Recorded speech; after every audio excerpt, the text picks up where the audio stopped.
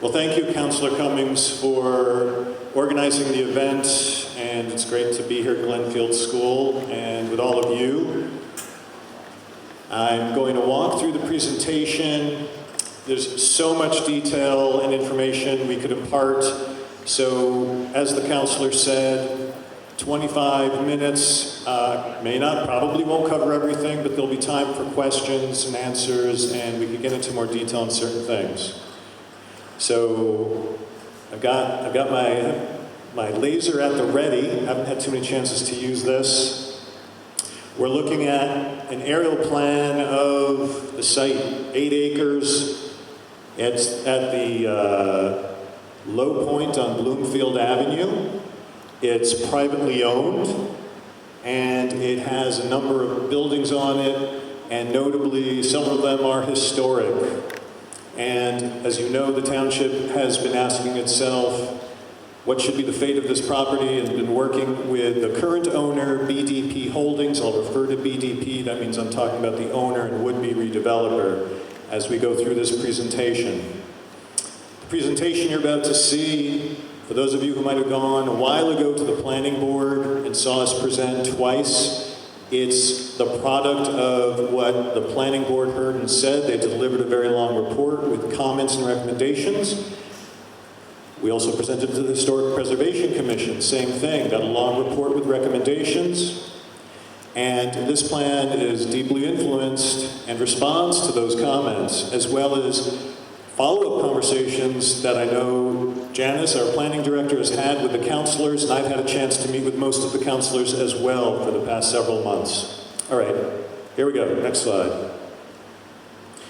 This version of the plan is leaner, greener, and it has more robust historic preservation requirements. It's leaner because we've reduced the mass and density, and I'll explain that in more detail. It's greener because we've literally added green space to what was there before. And it has more robust historic preservation requirements because we've changed the language and elevated it from shoulds, which are really recommendations in land use law, to shalls. There's a requirement that BDP comply to a higher level, and we've been much more specific about the treatment for the historic elements on site. So we'll take a deeper dive. Next. You're looking at an image that shows how all 5 buildings have been touched and altered to be more responsive to the site and the comments made by the land use boards, as well as feedback received via the councilors. If we start in the bottom left, you've got Building A. Building A now has better defined and deeper step backs. It's further away from the historic waiting room, and the 5th and 6th floors are pushed back as well. So to orient people, we've got Bloomfield Avenue toward the bottom of the screen here, and Grove Street, Grove into Elm, is running this way, and then this is Glenridge Ave. Lackawanna Plaza, the street is right here. Crane Park would be just off the map to orient people. So that's the historic waiting room where Pineapple Express is now. The orange elements are the historic platform canopies you've heard about. So Building A sits over the mall, the current mall, but not in its entirety. The current mall actually spans over all of those platform canopies. Behind it is Building B, which faces really toward Glenridge Ave. It's seen reduction in its number of stories and height. I can be specific about that afterward. I have all the numbers for people, but it was 6 stories and now it's 5. We go across Grove Street to the eastern part of the property. Building D, it has frontage on Glenridge Avenue and on Grove. The entirety of Building D has been reduced in height. It's now 5 stories instead of 6. The step backs, how close it is to the property line for the upper stories, were increased as well to push it away from the Montclair Mews, which is adjoining it just to the east. But most significantly, a large portion of Building D was removed, and it's now mostly a pocket park. This is the additional green space. Building E, right at the corner of Bloomfield Ave and Grove Street, also reduced in height from 6 stories to 5.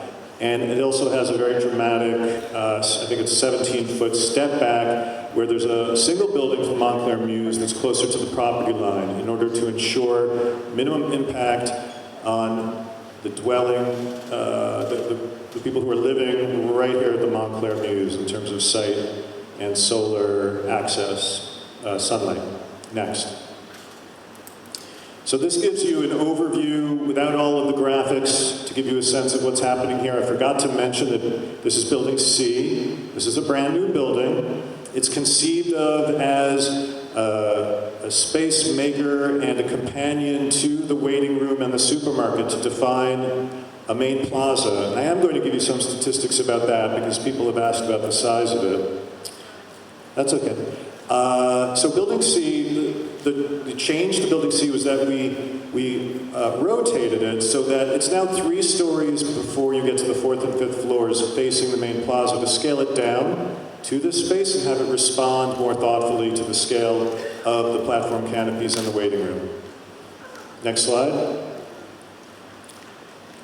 And this is a reverse view. You can see better the way in which Building D had its corner removed in order to get it further away from the residential neighborhood to the east, and a portion of the Pocket Park right there. And you can see we have a very deep step back for the 5th floor of Building B, so that means this building will really read and be experienced as a 4-story building along Glen Ridge.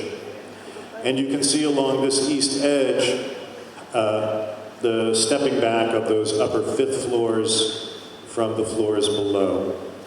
Next slide. When we talk about historic preservation, the waiting room is really the star of the show. Some of its best qualities have been hidden from us for many years. It, of course, will be preserved in its entirety. Next slide. To be clear, so we're looking at the southern platform canopy. This faces Bloomfield Avenue. Bloomfield Ave is here. This is the parking lot. We're standing right about where Popeyes is to the right. There's the waiting room beyond, which also has platform canopies. These will all be preserved in place. The new supermarket will replace this brick wall. There's been some confusion about how far back is the supermarket. It's no further back than this brick wall. In fact, that's the facade, future facade of the supermarket. The interior of the mall has many of these platform canopies. This is what we call the steel stanchions or columns, plus these concrete roofs. Approximately 60% of all of these stanchions will remain in place. The ones that are removed are the ones that sit within the footprint of the proposed supermarket.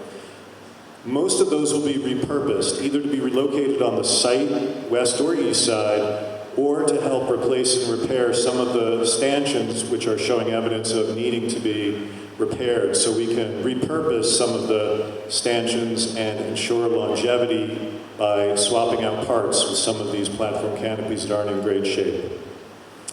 All right, we're now, some of you may or may not have looked this way. Popeyes is just to the left. This is the southern platform canopy. We've got a historic stair from the old train station. Grove Street used to be about 4 feet higher than it sits now. So the stair had to be closed. The plan now calls for not just preserving the stair, but creating a new opening so that you can once again descend from Grove down to Lackawanna Plaza and the supermarket as a pedestrian from Grove. That will all be preserved in place. The pylon up on Grove, there's 2 of them, those will be preserved in place. This historic horse watering trough, that's just off to the right in the photograph above. That and the platform canopies I mentioned, that's the only other piece that's allowed to be relocated, the horse watering trough. Next. The terminal shed, I've been asked a lot about that. It stays in place, including the terracotta roof. I'll end with this image in the bottom left, because it's such a surprise and an important part of what I'd like to talk about tonight. We have 3 pairs of entry columns. This is on Bloomfield Avenue. This first pair is closer to Grove. The next set is at Lackawanna and Bloomfield Ave. That's the one that has the Lackawanna Station arch sign from the 1980s. And then there's another pair here and here, which are on Lackawanna Plaza into that small surface lot right near the terminal shed. So this space here, for those of you who use the train, might recognize it. It's been closed off to the public since the 1980s. It's actually a historic condition. There was a skylit passage that allowed you to exit the waiting room and then go to whichever train platform you needed to get to. It was open on both ends. So you could walk from Lackawanna Plaza through to the parking area in front of the mall where Popeyes is. We'll come back to that. The plan now does a very careful job of describing where that is and how it will be rejuvenated and brought back into the plans. Next slide. I'm trying to save my time and how quickly I say next slide. I don't think it's going to add up to enough, but I'll keep going. Now, we'll take a deeper dive on massing. Massing refers to the leaner side of the project. We're on Bloomfield Avenue, obviously looking west. This is the before, 4-story base with 2 stories that step back. The 5th step back and then the 6th, the next slide, and the after. So we've still got the 4-story base and then the 5th floor, which is pushed back, and there's a follow-up image. Next slide.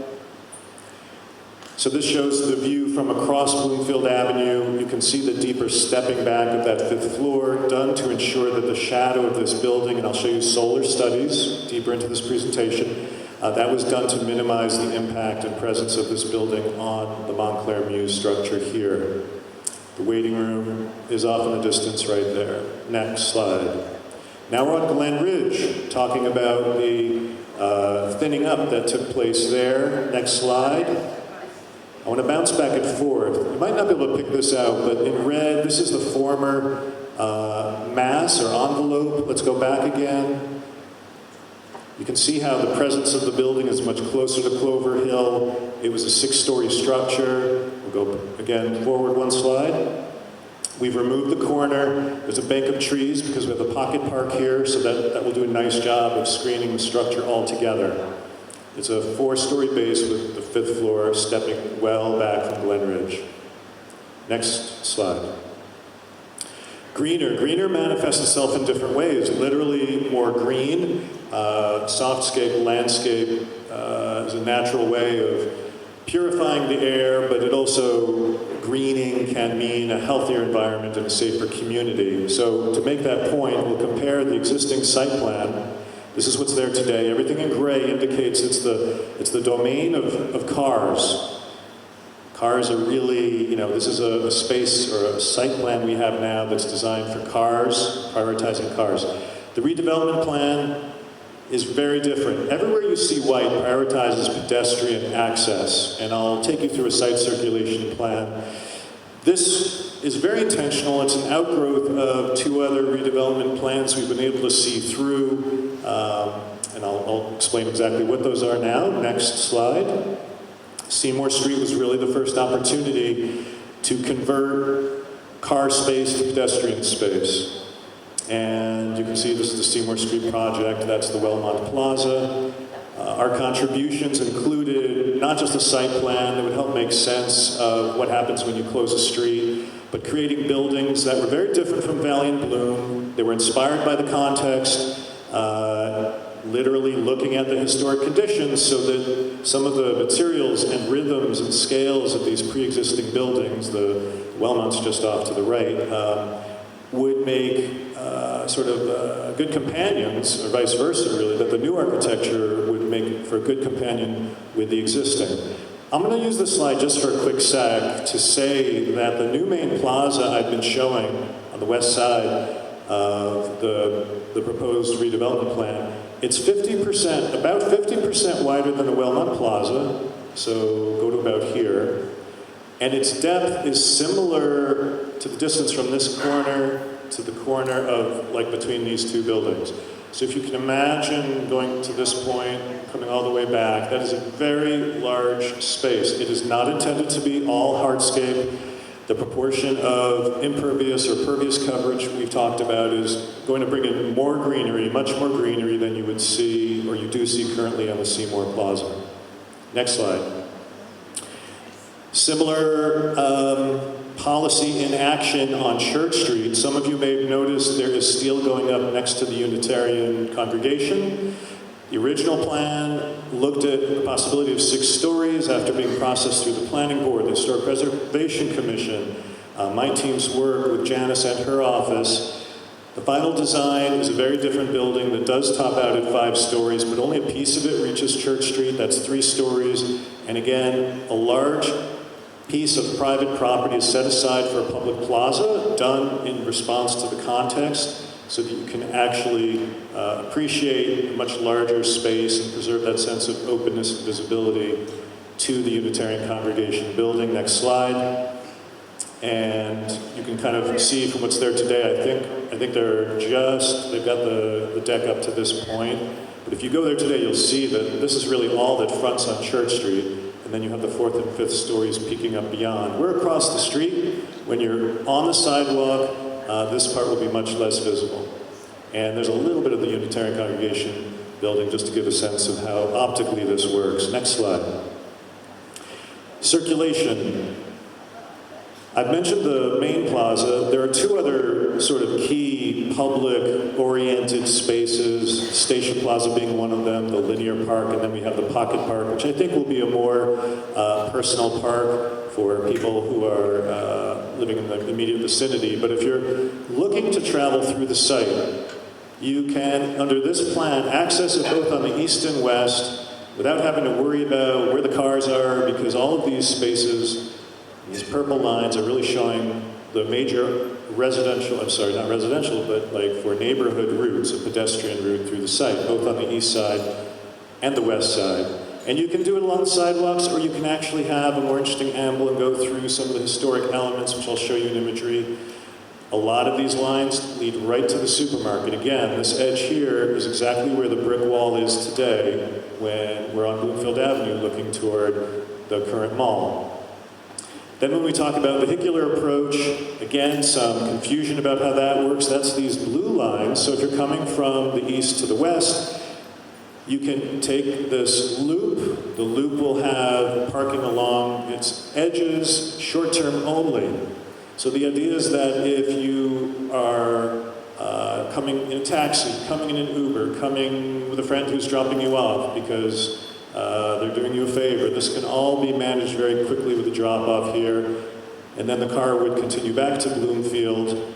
Let's say you wanted to not use the plaza and you have to park your car. You want to buy a bunch of groceries and you're on your own. You could drive along Lackawanna, up a ramp, and above the supermarket where there's a 3-story parking level.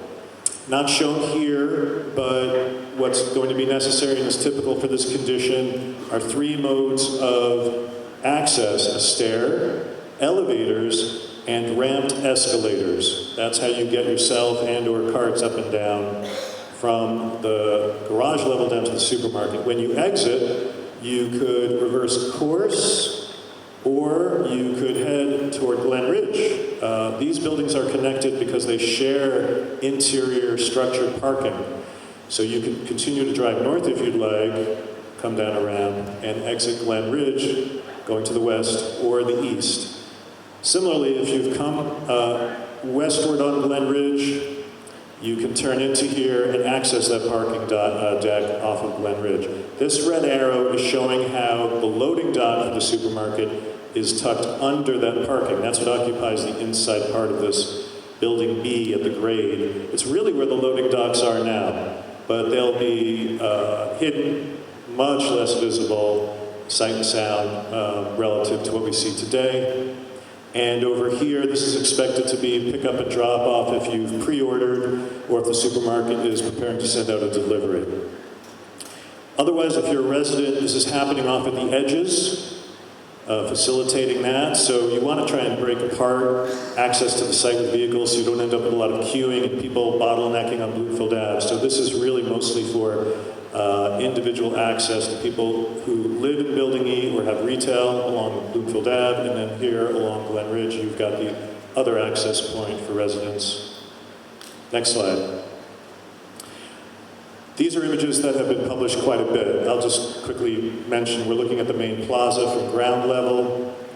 We're seeing it from above. Spaces like this that are sort of hybrid, both hardscape and green, facilitate a range of passive uses, but they can also be converted very quickly and not have to worry about damaging like a beauty. I mean, great to have a beautiful jewel-like lawn filling this space.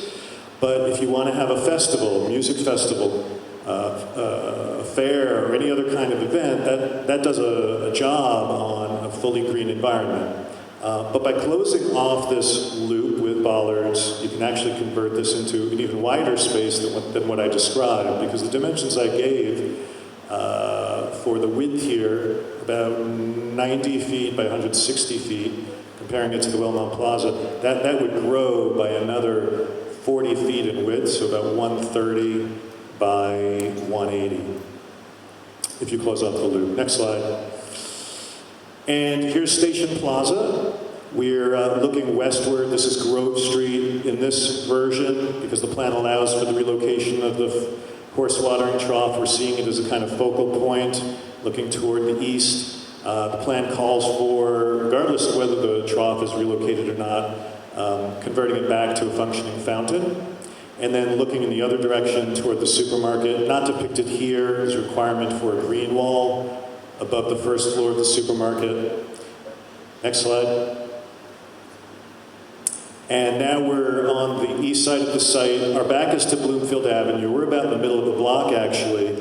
To orient you, this is where the current rotunda is that led into the passage to the supermarket. That gets removed, and there's no enclosed indoor space anymore. That's to improve safety, get natural air and light in this space. So you can circulate from that main plaza through the station square, right through here, this underpass, into the linear, called the Linear Arts Park, because along the face that goes from Bloomfield Avenue to Glen Ridge, we do start with retail, which is the typical street wall condition in the town center, to an arcade, which will be fitted out with lighting and electrical to host periodic outdoor booths and events, the entry point for the residents of buildings D and E, and then dedicated arts exhibition space. That's what you're seeing here.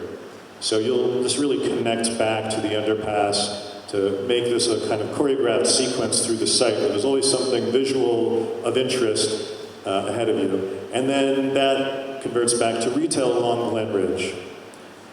Next slide. How am I doing on time? Okay, a few more minutes. I've got a few more minutes. We have a set of solar studies, and this one is the winter solstice, the most extreme time of year in terms of shadows cast. What you'll find is that there's only a very brief few minutes of time in the morning, in the winter solstice, when the sun is at its lowest, that we're casting shadows. We're talking about extremely early in the morning. I can't even read that, but it's is it maybe 5 a.m. or something? As we progress through the day, you can see as the sun...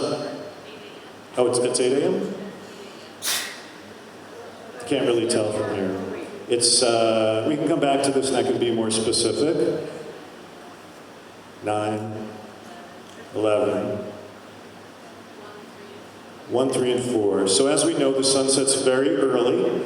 And the point I made in the webinar, which I just want to repeat for people who didn't hear it, is that because the topography or the land is rising to the west, the buildings and then ultimately First Mountain actually put this area in sunset before true sunset. The shadows of the buildings and First Mountain cast this area in shadow. There's a brief moment of time, probably about 10 or 15 minutes, when building E does cast a shadow on just the west face of the Montclair Mews. That will only happen for a sequence of maybe 5 to 7 days, but this will be the worst of it. Otherwise, the neighboring buildings do receive quality light with very little shading throughout the year. Next slide is the summer solstice, and the sun is much higher in the sky. And of course, what you would expect is what you see here. We get long shadows in the morning, but as we progress at 9 a.m., 11 a.m. and noon, when the sun's almost overhead, hardly anyone has shadows cast. And then as we get toward that sunset, again, the topography and buildings create an artificial sunset earlier than the celestial sunset. The building just here on Montclair Mews just barely gets touched one more time. I hope that addresses the concerns I know people have had, but the buildings weren't just designed with regard to their context. The shadows they made was part of their massing and the development of this project. Next slide. Well, while that's being navigated, another thing people have asked is, it's nice that there's so much green on this site, but does it really work? Won't the shadows of the building themselves create problems for that kind of growth? If you look at these studies, and the plan is available online, you'll see, if you look at the main plaza and Station Plaza and the linear park, that because of the shapes of the buildings, including that gap between buildings D and E, these areas get a lot of sunlight, a high percentage of sunlight every day, and I don't anticipate any issue with growth. And of course, unlike Seymour Street, the plaza is sort of facing to the north, surrounded on, east and west by buildings. But here we've got the main plaza. It's always facing south, always kind of open to sunlight. Next slide. Okay, historic preservation is our last area of focus. We're on Grove Street looking down at the Station Plaza. While you've definitely seen green space here and notions about planted areas, again, this is managed in a plan like this with ratios or proportions of hardscape versus softscape. So things may not look exactly like this. I'll also mention, for example, the new version of the plan includes usage along the northern edge. That's actually part of Building B, which kind of makes almost natural sense to imagine tables out here for the function that might take place. But I wanted to use this portion of the presentation to talk about historic preservation. You're looking at a rail car that's been depicted. BDP has demonstrated a very personal interest in not just the preservation of historic elements on site, but bringing things back to the site that are legitimate parts of its history. Next slide. BDP purchased a rail car, and there it is. It's undergoing restoration at the Railway Museum. I believe it's in Whippany. It's a very, very large object, and I think it will be very impactful in terms of helping tell the story of this place, but also generating interest, being the kind of thing like a focal point or like a destination of its own where people would, not just know they could walk through the site, but maybe choose to deviate their path to kind of hang out near something vintage like that. Next slide. And now we're going to take a closer look at the waiting room and that passage, the skylit passage I mentioned, which is right in here. So we're seeing Station Plaza. There's the green wall I mentioned above the supermarket. Next slide, we're going to zoom in here and be at ground level. We're on ground level. That's the supermarket to the right. So you're seeing the skylit passage. There's a brick wall now that was introduced in the 1980s. That'll be removed. They did a great job. It almost looks like it's from 1912, but it's not.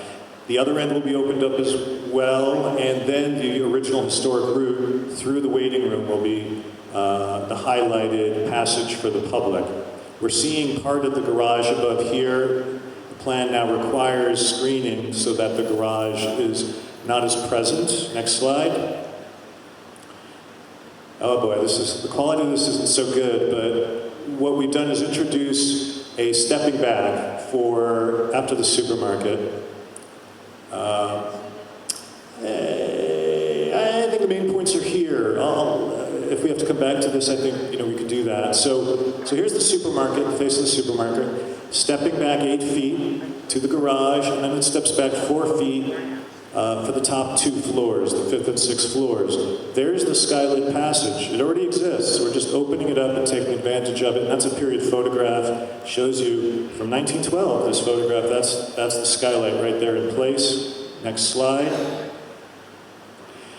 So the way this works, we were focusing on the view on the eastern side. This is the skylit passage. So what we're now saying in the plan is that the original portico, this group of columns here, that was open. It was an outdoor space. And you would circulate through it. You could either go right into the waiting room or turn left to go to the tracks. So we're going to recreate that, restore all of that. And of course, if you walk by the waiting room, this is what you'll see. And if you continue on into the skylit passage, and you're standing at this end looking back, this is what you would see.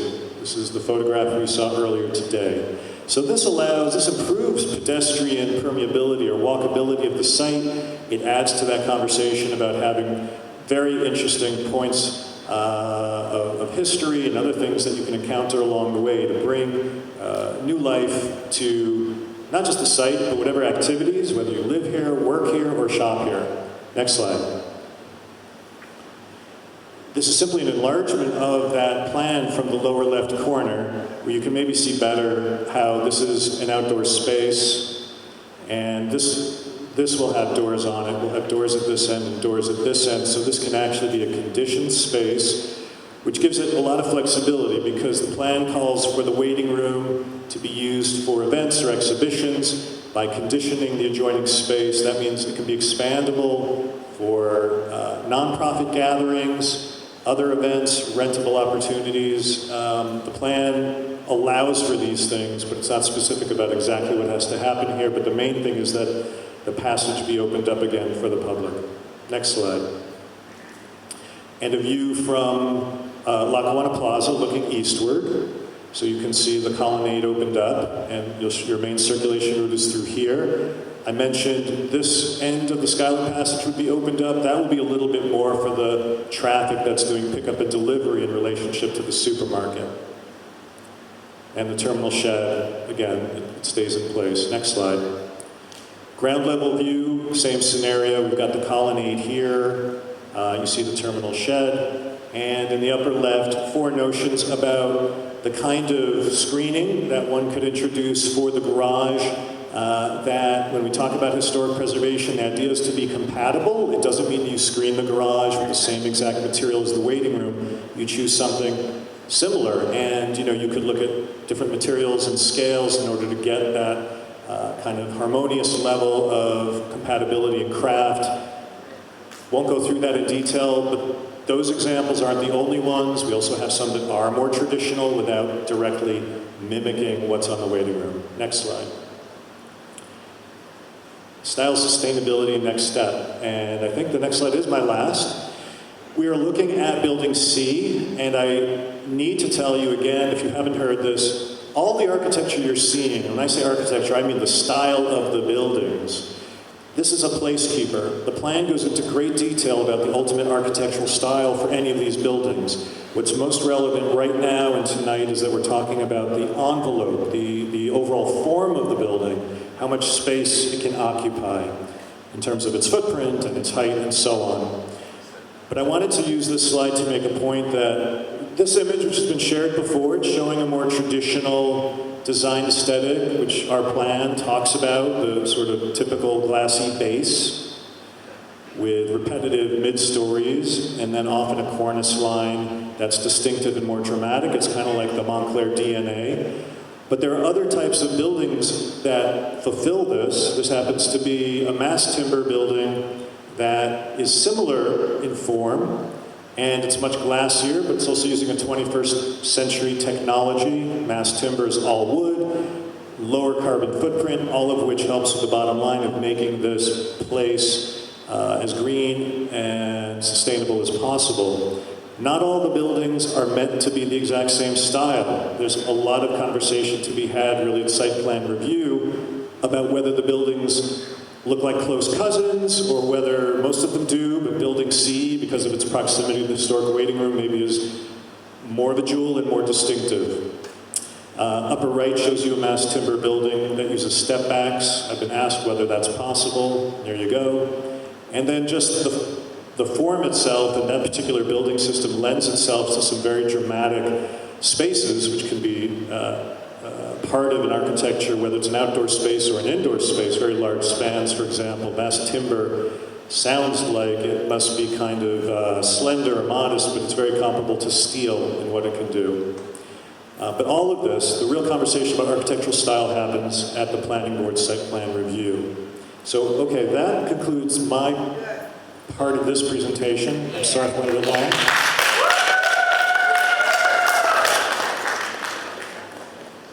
Thank you very much. Appreciate it. So Janice, we're going to go directly to questions. I think the best way, considering the setup here, is for individuals to walk up and ask the question, and then I'm going to have to run the mic to Ira or Janice to answer. And we would like questions, not comments. because I think it's an opportunity. This is really a chance to give you the overview. The council is where, you can really start to put your questions to us. What I will say overall in conversations with Mr. Placek, so we were at 375 units when we began. David, in conversations with me, has agreed to come down to 300. The other part, we are still definitely at 20% affordable. Conversation I had with David was he wanted 10% workforce. He's agreed to dropping that to 5% workforce and 5% veteran housing at affordable rate.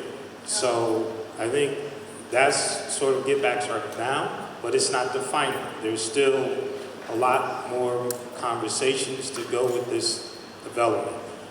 But that's where we are right now. Just giving you like where things are, not where things will be finally. And so with that, Janice, are you ready for questions? Do you have anything that you want to say? All right, so we are booked until 9 o'clock. That's how long we have. And so, again, I thank you for coming, and now you can get a chance to ask your questions. And bear with me as I sort of tweaked my back, so I'm not 100%. Are you? Yes.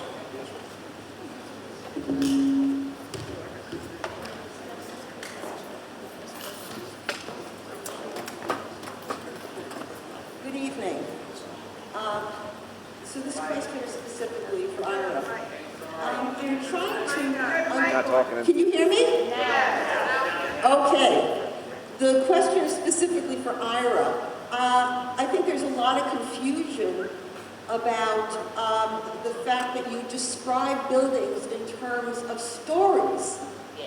But your definition of stories in terms of height differs from everybody else's. For example, you are referring to 3 buildings as being 5 stories, and they are 75, 77, and 87 feet high. 65 Church Street's 5 stories is 58 feet high. The vestry is 63 and a half feet high. But you've got one that's 87. Your 6-story building is 77, and Montclarian Toots calls a 6-story 64 feet. The Sienna and one Seymour calls 7 stories 80 feet. And I just don't get, I've got building heights ranging from 75 to 89 and a half in your development, and they are vastly different. Now, the truth is, I don't think anybody here really cares how many floors there are and how high the ceiling's going to be in these expensive apartments. I know that there's a reason to have high ceilings, but when you say something is 6 stories, and we see 6 stories as 64 feet, and it's 89 and a half feet, something doesn't work. So if you could please express the height of buildings in an actual measurement of feet.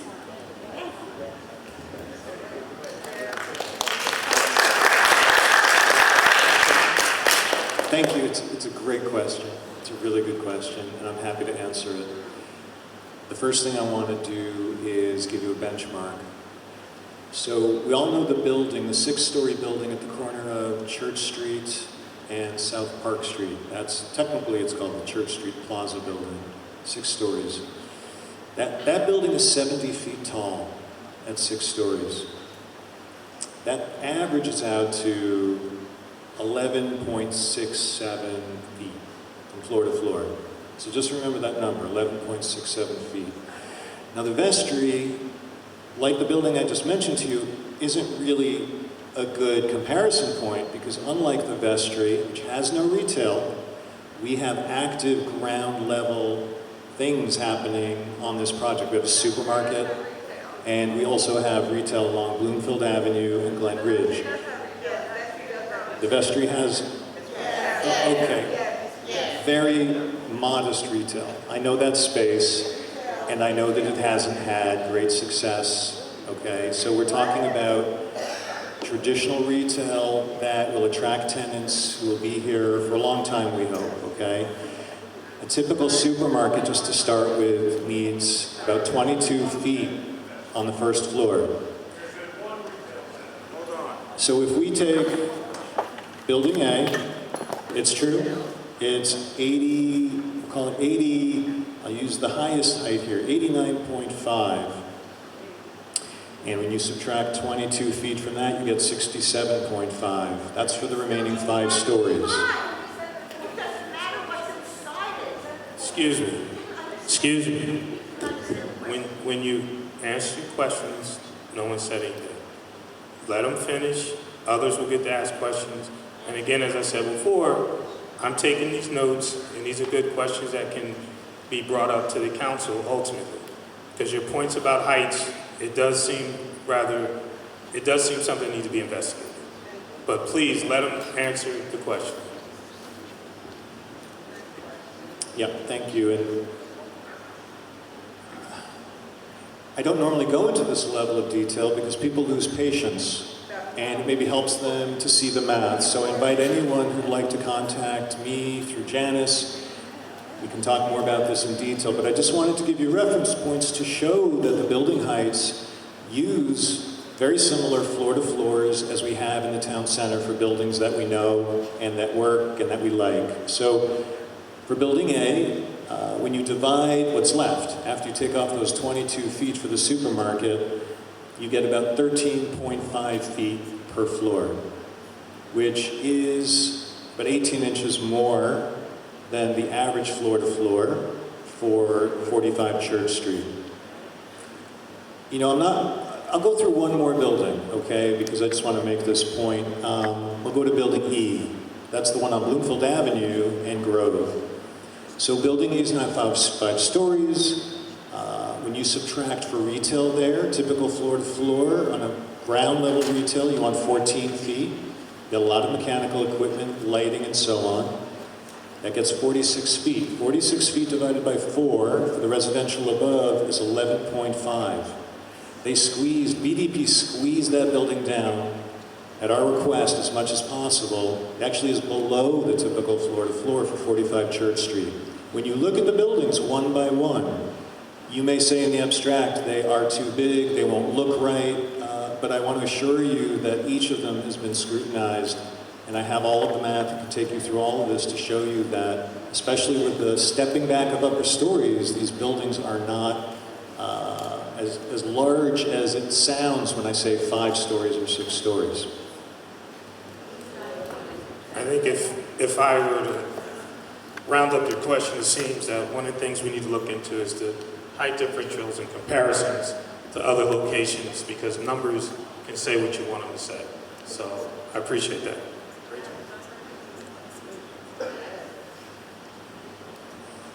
Hello. I'm wondering why we went through a process several years ago. We all agreed finally on 150 units, and suddenly we were up to 300. And, you know, I just read something really interesting today about Jersey City. They kept saying, well, we need to build more apartments because there's more need, and we need to bring down the price of rent. And in fact, Jersey City is one of the most expensive cities to live in the United States now, and that's why I see Montclair going. I really feel like we need to protect ourselves from overdevelopment and this kind of density in a neighborhood that's going to raise rents all around and cause gentrification and cause our neighborhood to be decimated. I don't understand why our leadership is not protecting our town from this type of overdevelopment. It's too tall, it's too dense, there's too many apartments. We already battled this a long time ago. I don't understand why we're doing it all again, and now we're up to 3, and I understand they said 375. I bet the intention was 300 in the first place. But we had agreed finally on 150 a few years ago, and I think that was too much, but now we're at 300. Our town needs to be protected from pollution, traffic, and gentrification. 300 apartments is too many apartments, and our neighborhood doesn't want it. Nobody asked the 4th Ward if they really wanted this kind of density. I don't understand how our leadership didn't talk about what this area actually needed as opposed to what a developer wanted to make in profits.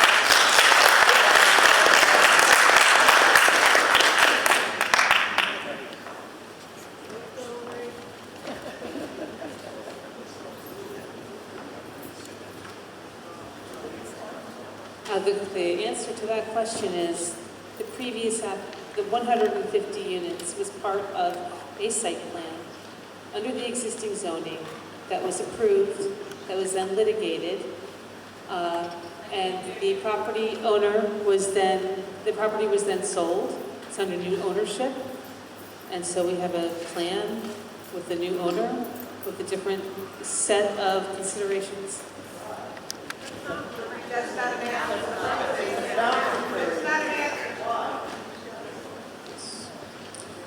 So, can everybody hear me? Yes. So, the language of the plan as it currently reads says, calculation of the 20% set aside shall include all short-term rental units, but no short-term rental units shall be designated as an affordable unit. Calculation of the 10% set aside shall be based on dwelling units for which a site plan is approved for development, including all short-term rental units. My question is, why is the quantity of short-term rental units being bunched in with the quantity of affordable and workforce housing units?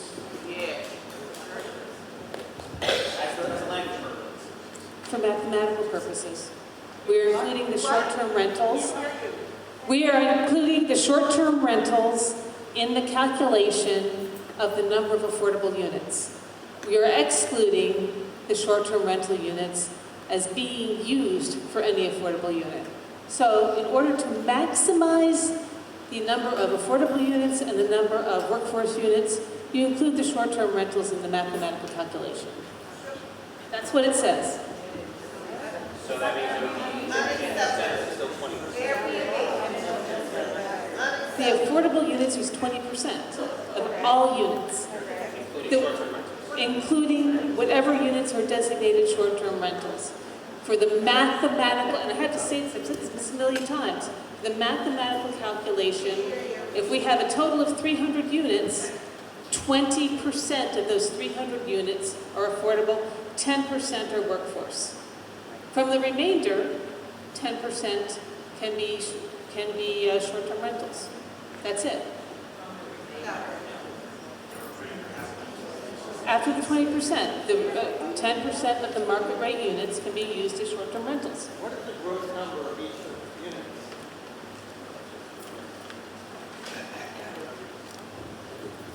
Thank you, that was a good presentation. I just have a question. Oh, okay. If people come, some of the areas around here drive people to some supermarkets in a bus. Is there a place where buses can pull up and people can get out while they're with the buses wait?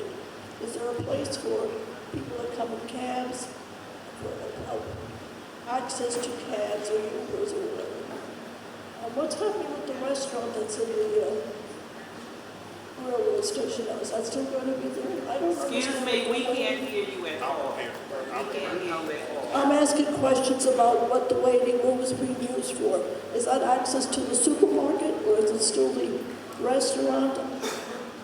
What is it?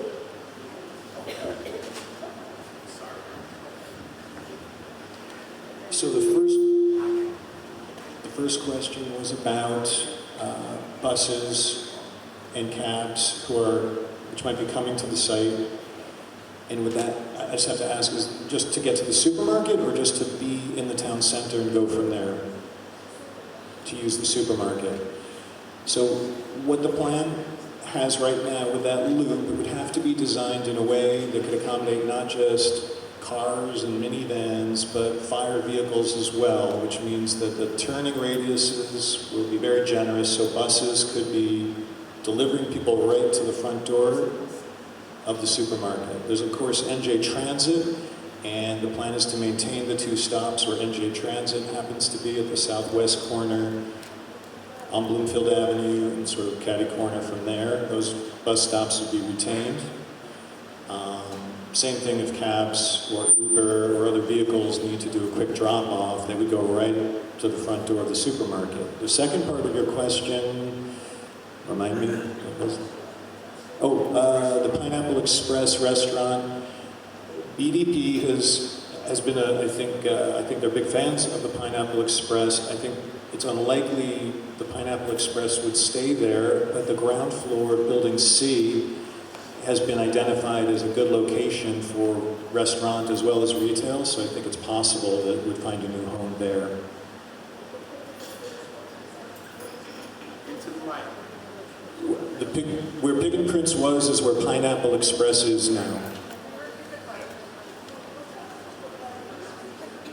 There's a question about the bank. The current bank would be relocated, and space for them, there's available space in the footprint of Building C. Question is about a drive-in bank. The plan well, yeah, I think Janice, I'll let you take this one. No, currently the plan does not permit any. The plan does not permit any drive-through uses. You're not going to have a drive-in bank. We prohibit that in our downtown. But if they come up with a kiosk system, that's something that would be presented as part of site plan approval. Thanks, Eric.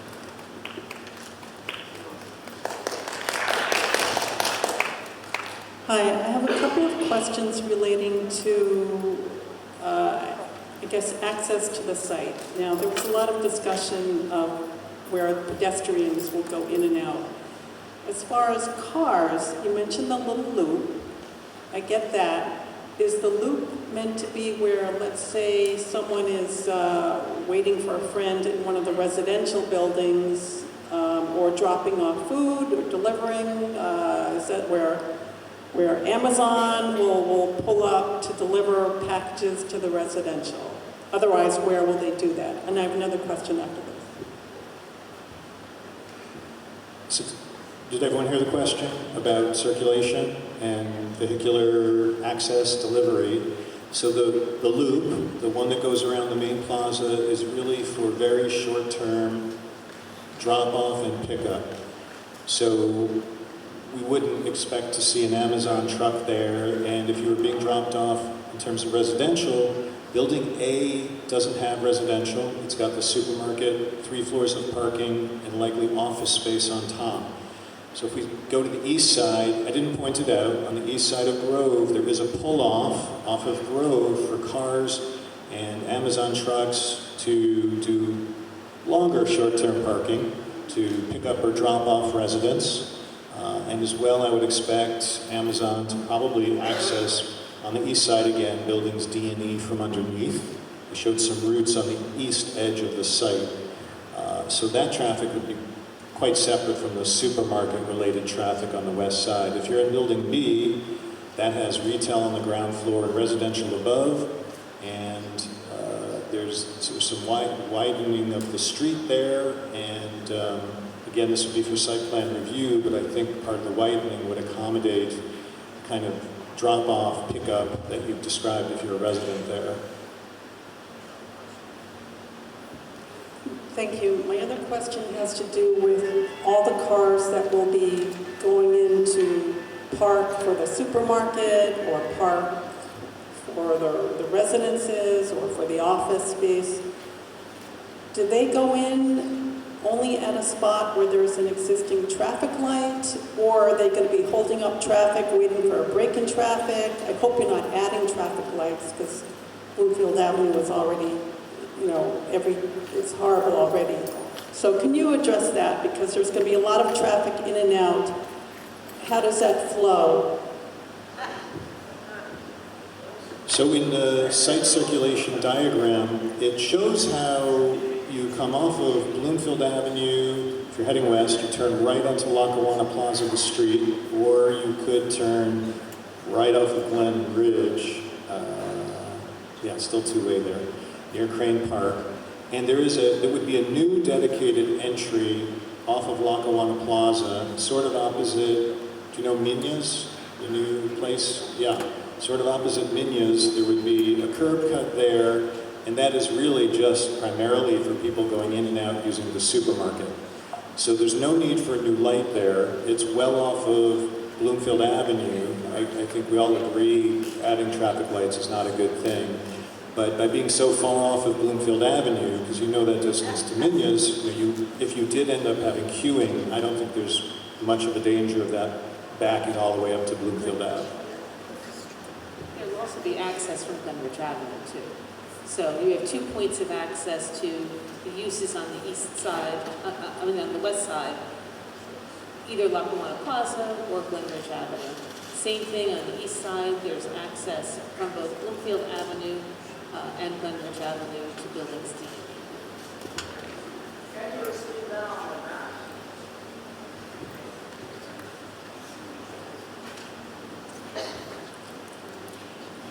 Hi, thank you all for the considerations you've made to date to this redevelopment plan. I do want to say that your mathematical calculations lack transparency as it's written. It does not read according to what you've stated, so you guys might want to take another look at that so that we can really understand what the intention is for affordable housing. I'm curious, because I think it's crystal clear. Yeah, crystal is not always clear, but 20% of 300, we say 20%. excuse me. Okay, you asked me a question, I will answer it. What I understood is that the 20% includes the short-term. It includes the market rate units.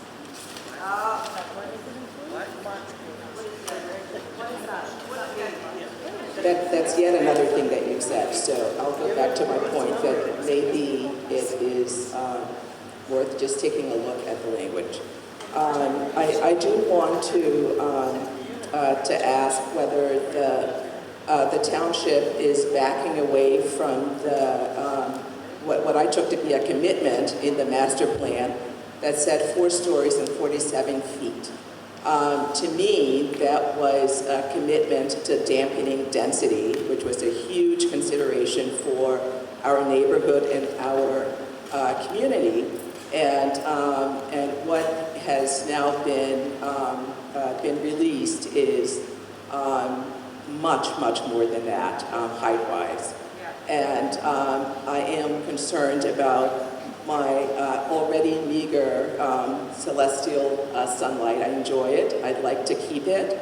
And being a block away, what you consider to be only 5 or 6 stories really is going to be experienced as 8 or 9. So I'd like to know what the town is committing to us in terms of height.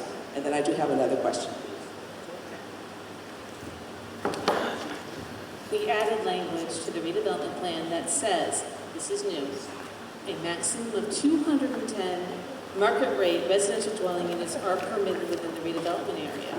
A minimum of 60 dwelling units, but no more than 20% of all units for which a site plan is approved for development will be made available to as affordable to very low and moderate income households and shall be provided. A minimum of 30 workforce housing units, but no less than 10% of all units for which a site plan is approved for development shall be provided. So we not only put ratios, we put in minimum amounts at the request of providing clarifying language in the last version. So we did hear that. We made adjustments, and those were the adjustments that were made. Regarding height, we heard at the last plan that the buildings were too tall. So building D was reduced from 6 stories and 77 feet to 5 stories and 67 feet. Building E was reduced from 6 stories and 75 feet to 5 stories and 60 feet. The visual height of building... So we did hear and we did respond. I'm getting to that. I'm getting to that. Now, we did not, the master plan recommends 47 feet. The master plan recommends 47 feet. Honestly, our zoning ordinance says 67 feet. There is a discord between the master plan and the zoning ordinance. It has never been resolved, despite several attempts to resolve that. However, the master plan calls for a density of 55 dwelling units per acre. We're less than that. So when you talk about density, the density is consistent with the master plan. It's just the height of the buildings that are taller than what's in the master plan. I just want to add, it's even more than that, because philosophically the master plan points toward a future of 4-story buildings, and that's it, with the exception of allowing extra density and amenities in exchange for the height. And when we talk about this plan compared to the 140-unit plan, how much green space did that have? Raise your hand if you know the answer. It's a setup. The answer is 0. How much parking on Bloomfield Avenue did the 140 scheme have? That's all it had, wiping away a substantial portion of the historic assets. So it's impossible to do quality development without some trade-offs. There could have been 2 million square feet of development here based on the zoning. It's 1 million. Still, it's a big number, but we also have 5 buildings, which have been carved up to minimize impact. And I appreciate your perspective, but I think it's part of a longer, more complicated dialogue about where do you concentrate development and what do you do to justify it so that for the first time the community can have, instead of it was originally, frankly, a quasi-industrial transportation setting, and make it effectively a park. It's a new park in the township. So I think I understand where you're coming from. One exception is I don't think I could ever agree that a 4 or 5-story building will look or feel like an 8 or 9-story building.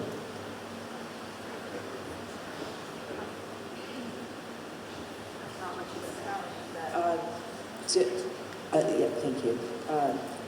So you've mentioned Seymour several times as a positive design influence, and I do wonder, I experience it as a wind tunnel that has no sun. And I just want to say that I hope that that's not going to be what happens here. My question is really about Grove Street and Glenridge Avenue, and I didn't hear anything about what's planned for those roads. Currently on Grove Street, it's already very difficult to pull out into that road, and I'm certainly hoping that there are no plans to make it even worse than it already is.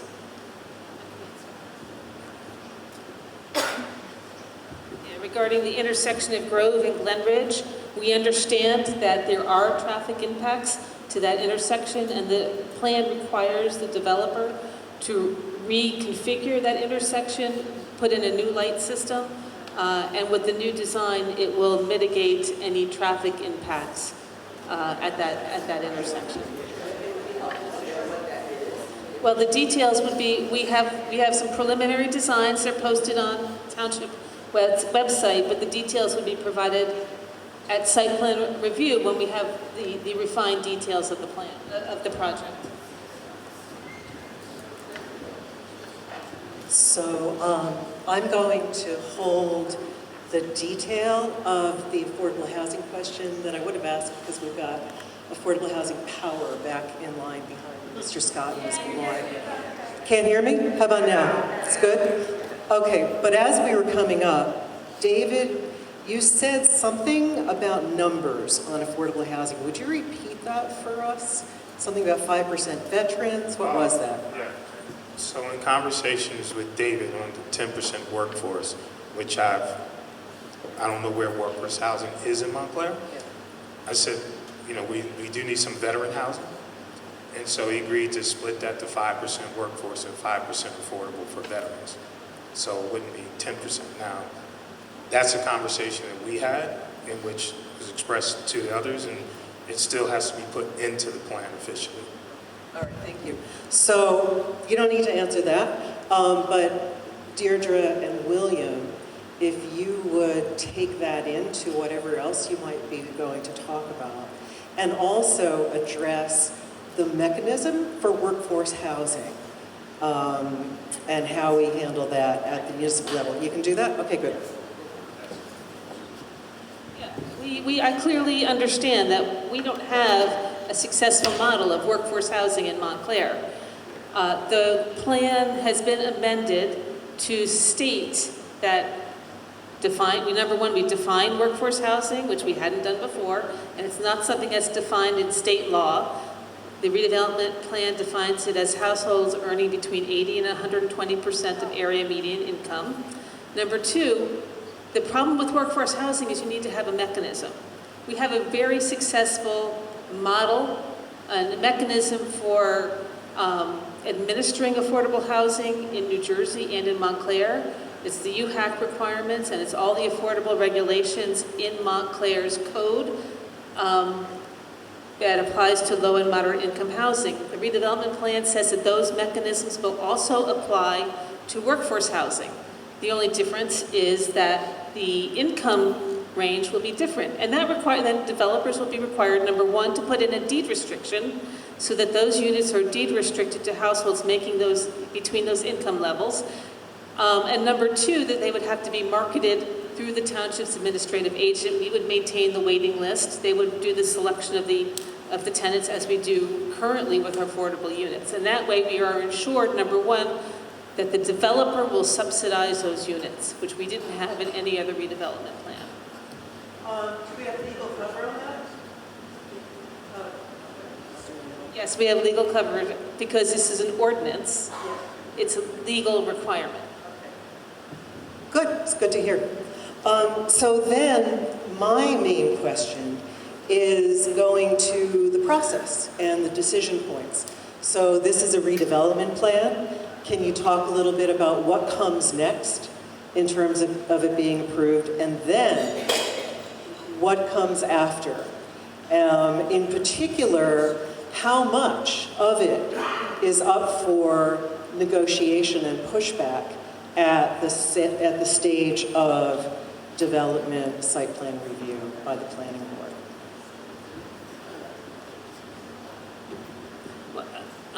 The redevelopment plan creates the parameters for the project. Just like a zoning ordinance creates the parameters for a project.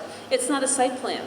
So the details of the location of the specific location of the buildings, the design of the buildings, the specific design of the parking, that will all be part of a site plan.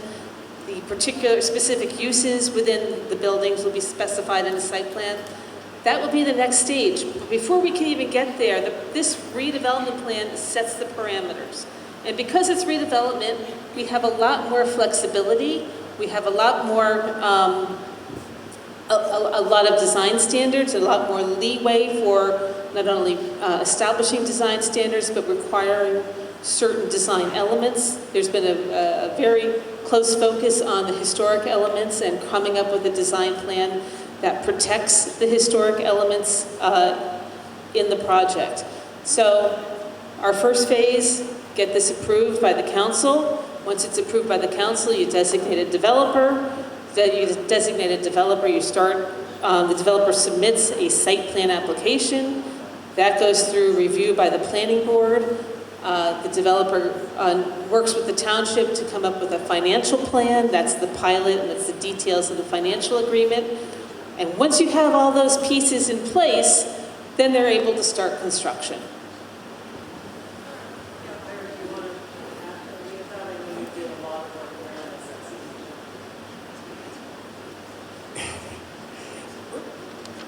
To confirm compliance, at the conclusion of the planning board review, a set of drawings is prepared that coordinates everything between the architects and the engineers, and our firm checks that to make sure everything was captured properly, that the planning board did comment on and approve during the site plan process, and then subsequently for construction drawings, when those are submitted to the building department, there's another opportunity to review that set to make sure there was no switching out at the last minute of the drawings the planning board essentially approved and what will actually be built.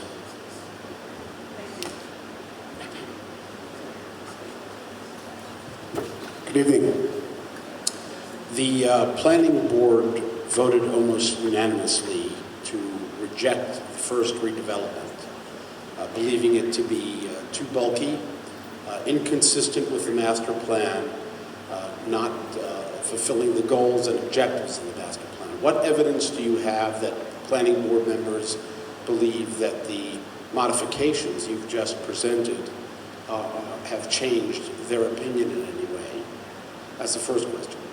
The second is that residents for years have felt, many residents, have expressed, argued that there is simply too much development going on here. And we now have information that adding large developments like this actually increases gentrification and changes the diversity of the township.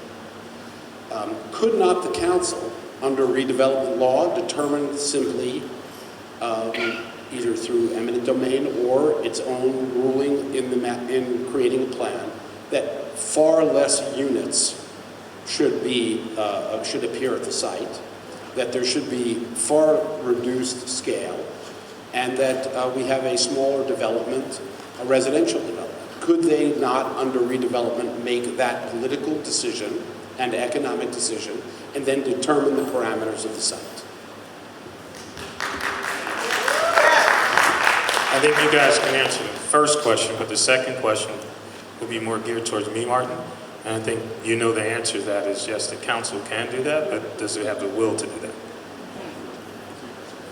Yeah, I can answer the first question. We spent a lot of time going through the report from the planning board, and I believe that every item that the planning board raised in their resolution was evaluated, was addressed, and was incorporated into the master plan. It may not have been incorporated in the way in which, or to the satisfaction of the planning board, but it was a consideration. And this is the council's plan that was prepared in response to those comments. So just to clarify, there'll be no attempt to seek additional planning board commentary or HPC commentary prior to the redevelopment plan being locked up. I'm not talking about site plan approval. I'm talking about the parameters. This is going back to the planning board. So the ordinance that's before the council to reintroduce this requires it to go back to the planning board.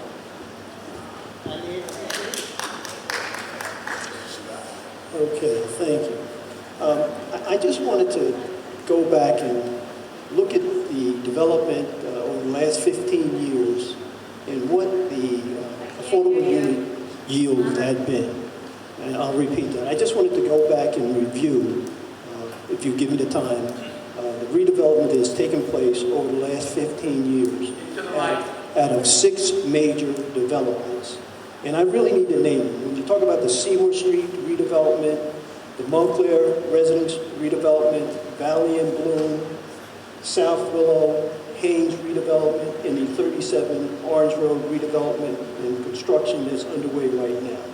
Those developments has created approximately 830 physical housing units. And they've only created 83 affordable units. That's 10%. So let's understand an opportunity that's before this township when we're talking about affordable housing. And I also want to point out, those 6 developments are within, and Janet, you can correct me if I'm wrong, within a 1-mile radius of each other. Major development, major density over the last 15 years. Not a peep of concern of that major development and those major densities. But when we look at the Lackawanna redevelopment plan, and we have an opportunity to create 60 affordable units for moderate, low, and very low income families. They just touched on the fact that another 10% will be for workforce, and that may be split up amongst veterans. This redevelopment plan will create more affordable housing and workforce housing that's been created in this township in the last 15 years. 15 years. If we move forward. And that's even with the reduction from 375 units to 300 units. Still the major contributor for affordable housing in this township that had not taken place in the last 15 years. Now, I understand the density, I understand the requirements to make sure that we're not overdeveloping a specific piece of property, but again, Janet, you can correct me if I'm wrong, when you look at those 6 development areas, square footage, I mean, when you compare it to Lackawanna Plaza, it's a lot smaller. I guess that's a better way to put it, in my calculation. But, you know, we need to understand, when you're involved in a redevelopment plan, there's negotiation. I said 6 months ago, 7 months ago, when we had the podcast, that this project was going to be reduced. And it absolutely has been reduced. There's a compromise on the table.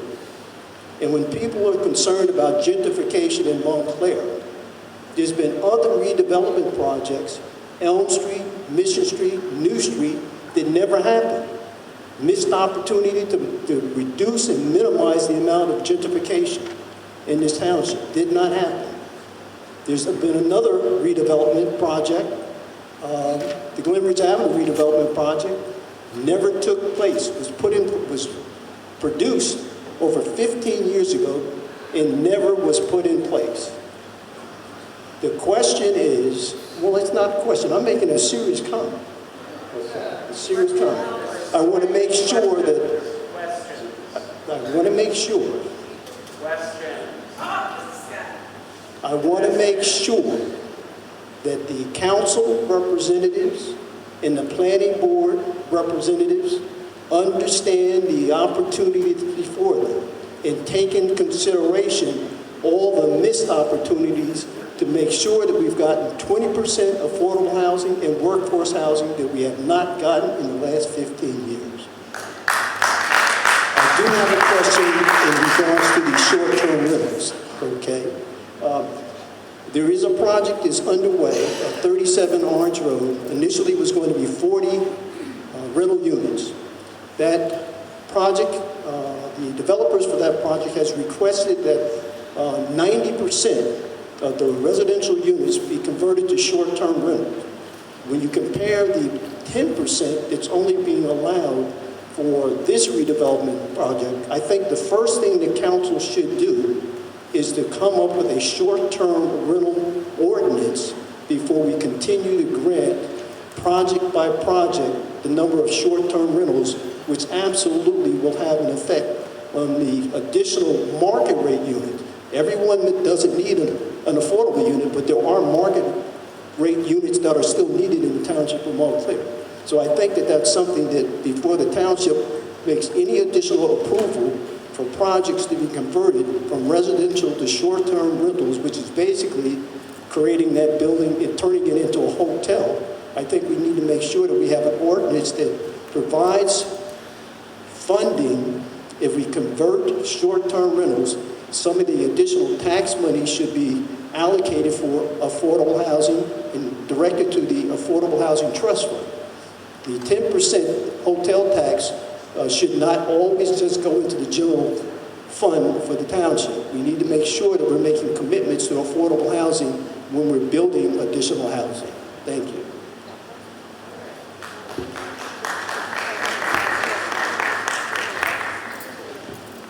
Good evening. Can everyone hear me? So first I will say that the 80 to 20% workforce housing is established by the United States Department of Housing and Urban Development at the federal level. It isn't at the state level, as you stated. But my question is, with regard to the short-term rentals, you talked about a mathematical equation of it being included with the affordable units. What do you mean?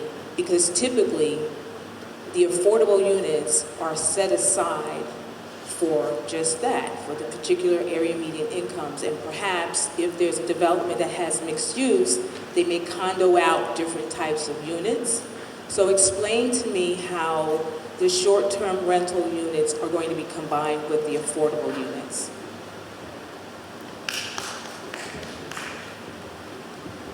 Let's take the short-term rental units out of the initial analysis. You have market rate units, affordable units, and workforce units. So of the total number of units, 20% have to be affordable and 10% have to be workforce. Of the 70% that are left, 10% can be short-term rental. That's the math. That's not what I heard you say before, I don't think, but I'm glad you clarified that. Thank you, because it can't be included.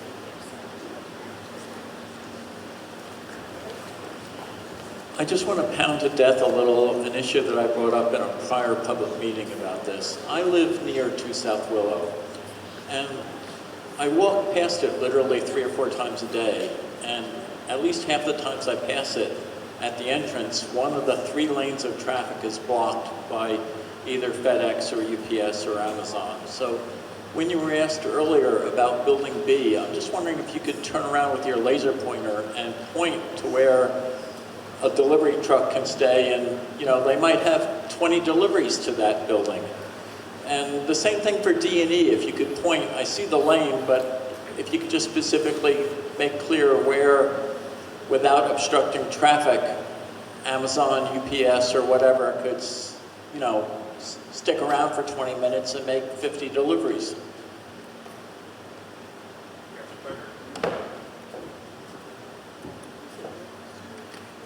Good to see you again. I do remember that comment.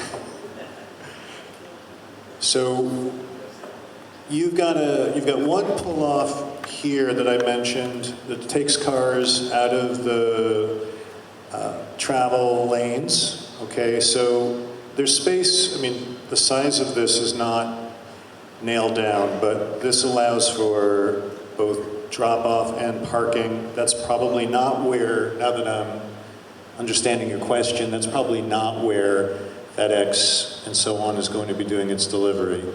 I think that for an apartment complex, it would be more typical for those vehicles to drive off main roads into some sort of delivery area below lobbies, and so that traffic is happening underneath these 2 buildings, and Building B would probably be the same thing.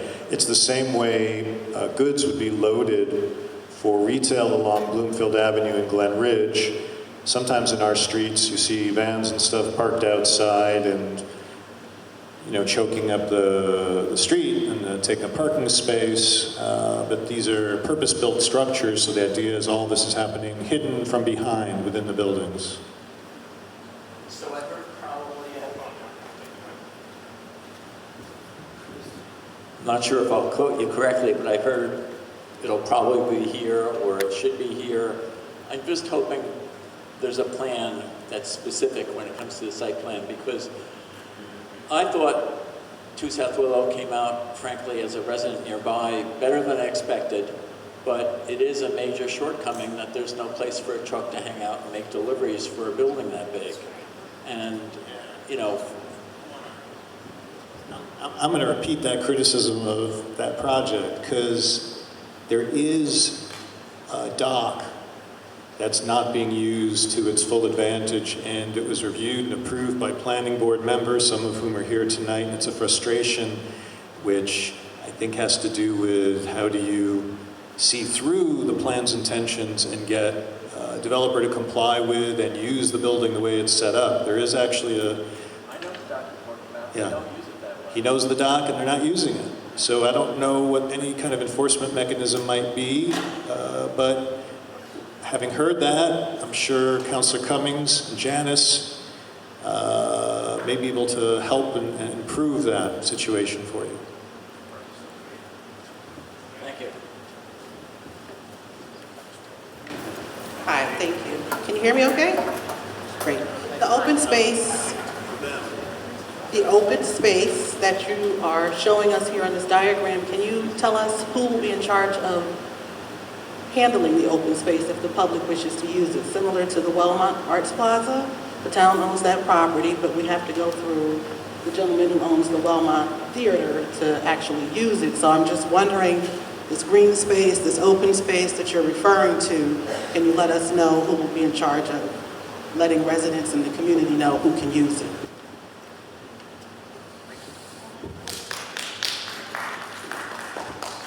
And that's an excellent question, because for the Wellmont, that's public open space we have an agreement, it's managed by a private entity. even though we own it. This instance, the public open space in this project is not owned by the township. It will be owned by the developer. It will be managed by the developer, but the developer will have to maintain and ensure that those open space areas are open to the public. How he proposes to manage it, that'll be up to him. I know the planning board has some leeway in putting conditions in their approvals in terms of how the open space can be used, and the township might be able to do that when they do their redeveloper agreement. But the intent is it's going to be privately owned, privately managed, public open space. And it's a legitimate concern, because I know there's other communities, including New York City, that has had issues. The intent is we want to make sure that the benefit, that it is open to the public. It cannot be closed off. We can have public events there. And I think the challenge is not only in the redevelopment plan, but in all our other approvals, we have to ensure that there's appropriate mechanisms to make sure that those open spaces are available to the public.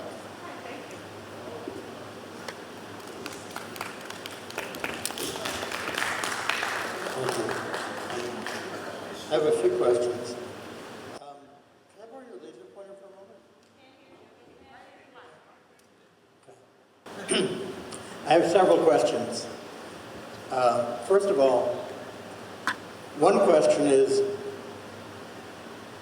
why is this presentation, and why was this presentation to the town via web, and why is the presentation to the town council taking place in the heart of vacation time when the entire town is not paying attention?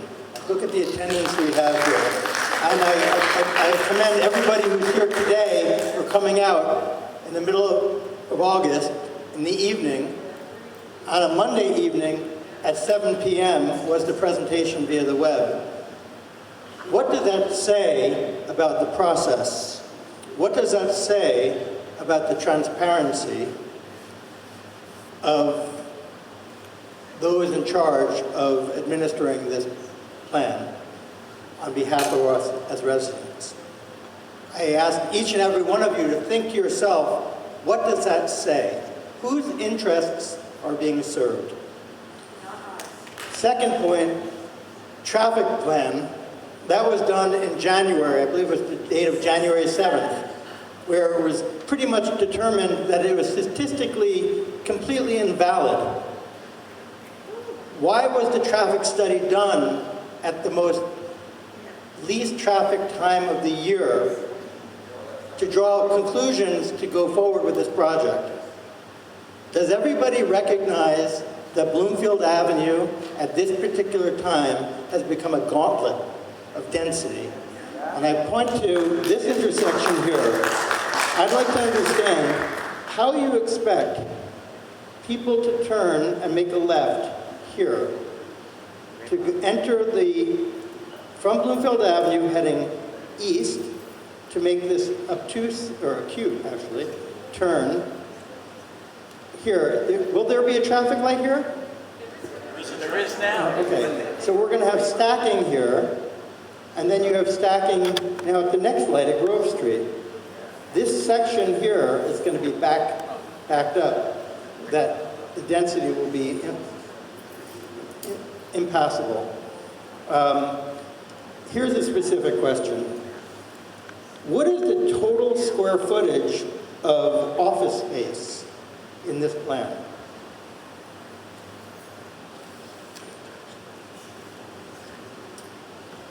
And then I'd like to know what the total square footage of retail space is for the plan, including the supermarket.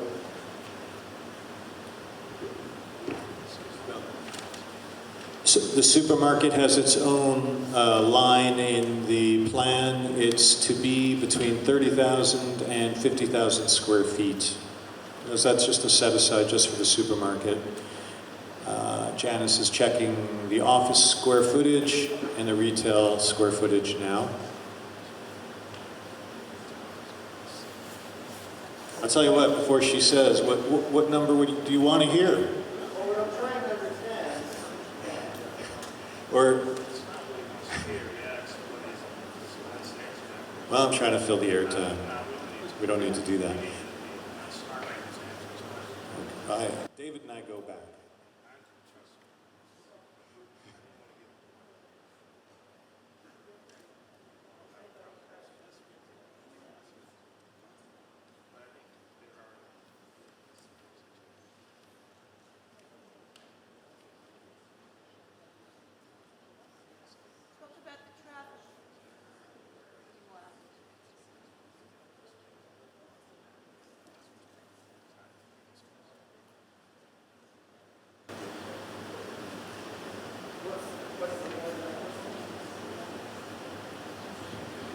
What I'm getting at is the total population that will be occupying this space during the day, between residents, between retail visitors for restaurants and retail purchases, in addition to the supermarket, in addition to the office tenants.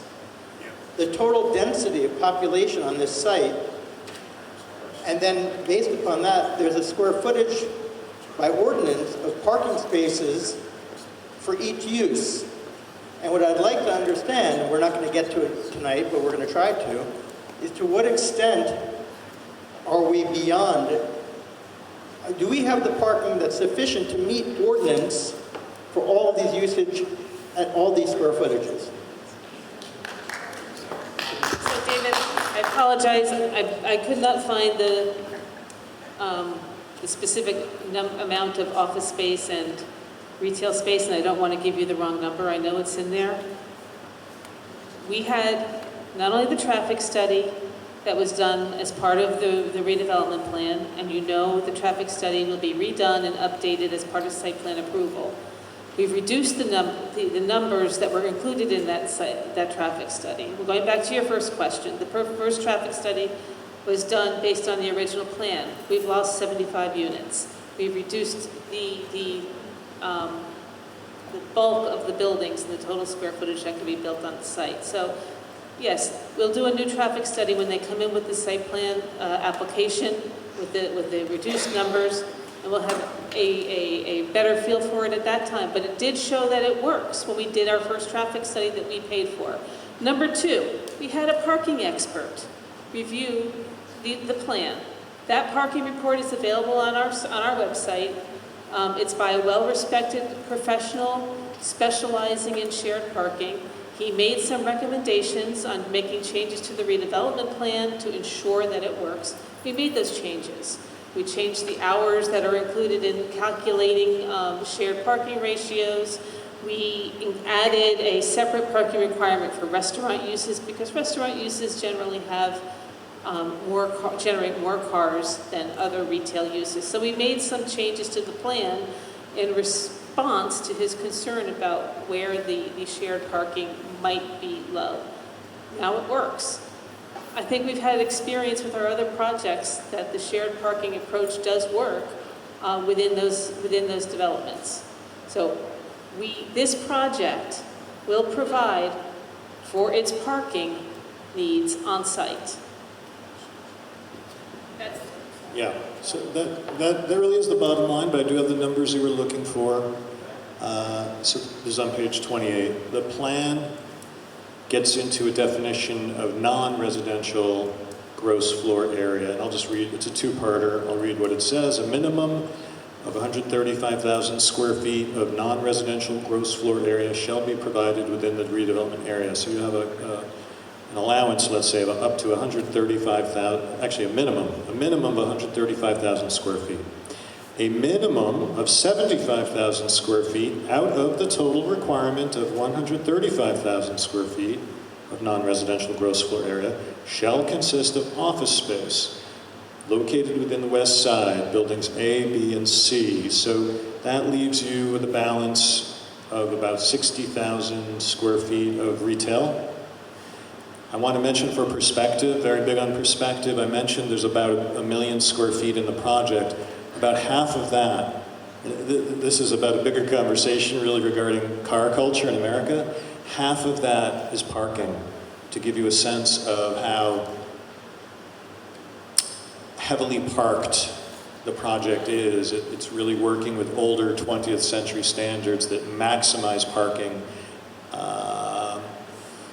And I just want people to remember that, because there are many projects and developments out in the world that use less parking, and there's a benefit to that for everyone, because it maybe lowers buildings or it helps increase the amount of open space. So this is a traditionally car-heavy project.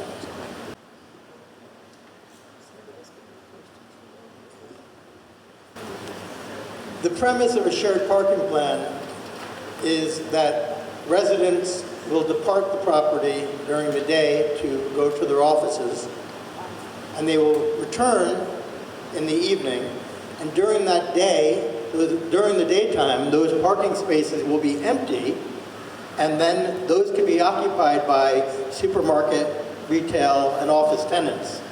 However, this location is walking distance to the train station to Manhattan, which makes it probably its most attractive feature.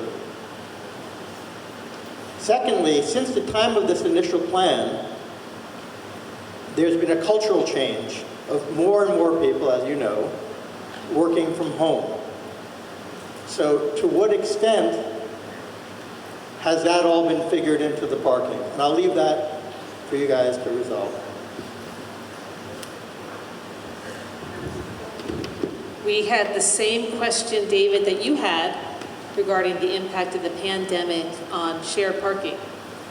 And particularly with office uses. As you know, that's been changing as we move beyond the pandemic, with a lot more offices requiring office workers to go back to work. So we did take a look at that. We had our parking expert do updated counts post-pandemic on a similar mixed-use development.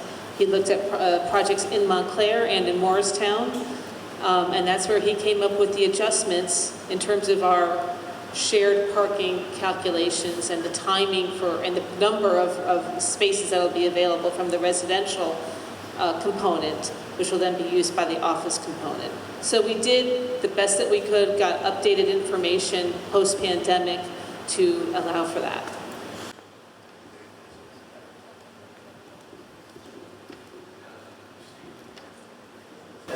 I hope that you'll provide what would be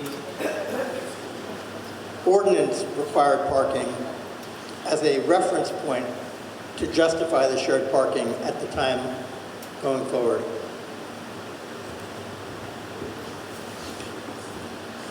Hi. A couple, well, first I just want to say that I appreciate Martin's question, because I think the problem here is the master plan itself, which is totally out of line. The master plan, yeah, I think the master plan is a huge problem because it's totally out of line with what we need in the area. And also, I think people were complaining a lot with all the other development that was happening, so I know, Mr. Scott, you said there wasn't a peak, but I don't think that's accurate. Also, question about the traffic study. We were told at the last meeting about that when the traffic study was presented that we were going to get a new traffic study. And I asked this on the webinar, and you said, yes, but that will happen during site plan review. So that doesn't give us an opportunity to understand and comment on the traffic. Again, there are going to be so many people in this, what I see as a small area. I live very close by. And Ira, you just confirmed that there are going to be a lot of cars there. So I would imagine that means there's going to be a lot of traffic, you know. So I just think it's not helpful for that study. And we were also hoping it would be done by a more independent firm rather than the one that's used for everything the township needs. So I just would ask that the traffic study be done before site plan review, and that's the impression I thought we were given at that meeting.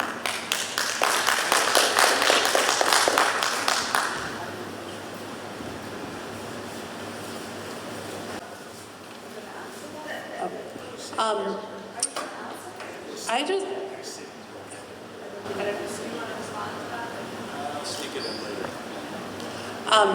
My question is just about this idea of redevelopment in a private property.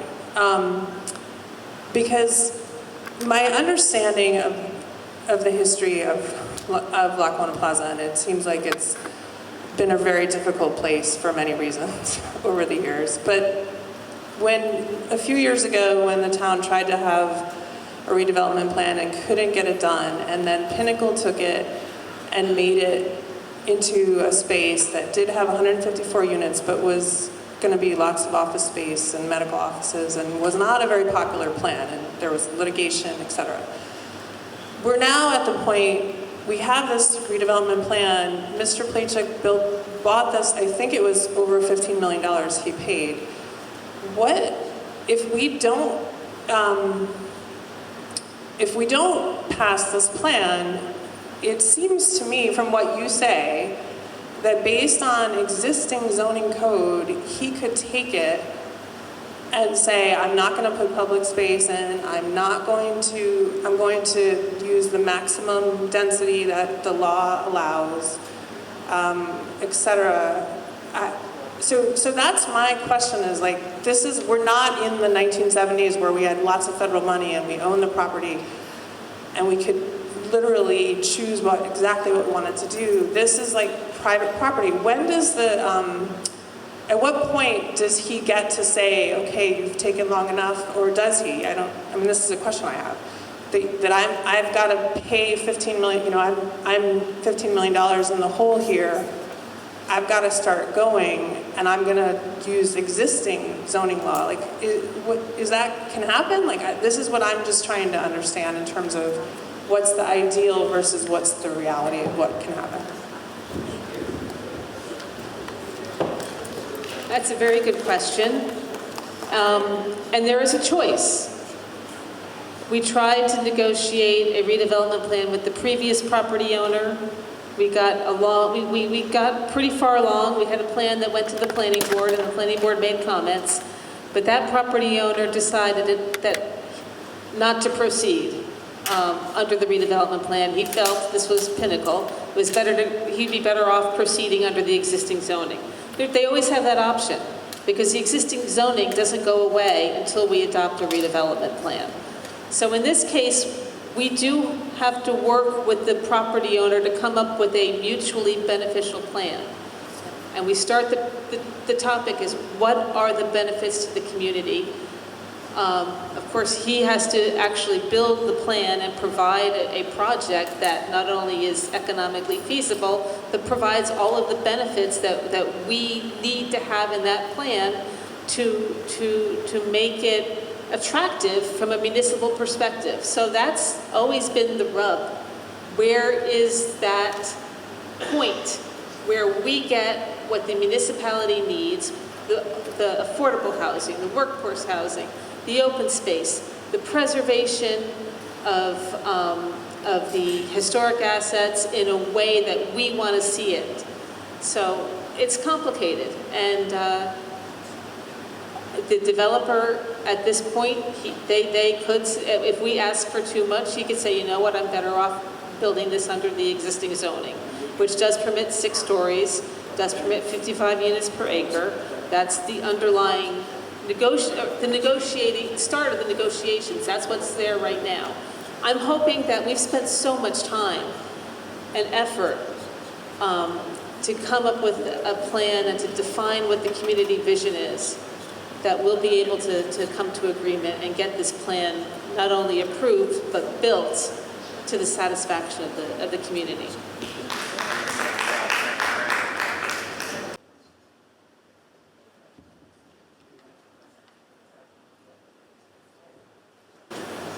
So my question was, what's the significance of the following sentence when it comes to the planning board's authority at site plan stage? This redevelopment plan shall supersede all provisions of the zoning ordinance of the Township of Montclair.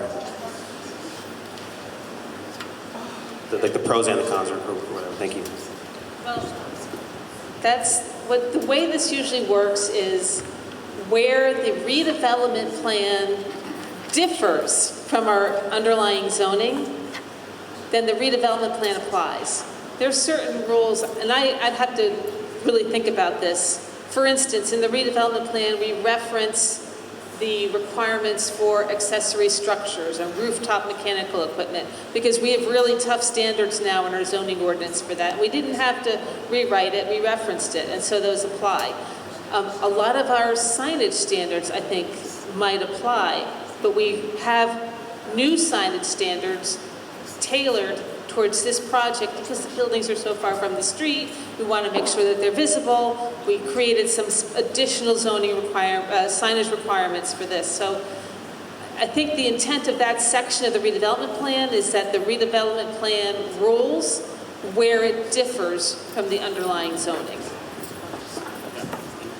I would just add, having seen this process a few times up close, there are thousands of details, and sometimes there has to be a little bit of interpretation and dialogue, and so the planning board's role, kind of like the Supreme Court, is to apply the law as it's written. If there's vagary or there are precedents in town, like someone brought up loading, the planning board will kind of dictate, well, this is how you're going to do it. We know how you want to do it, but in this town, we hide our garbage, and then, and so on. So the planning board has a lot of, I think, a lot of leverage in the process of reviewing and approving that site plan design that the developer of BDP would show up with.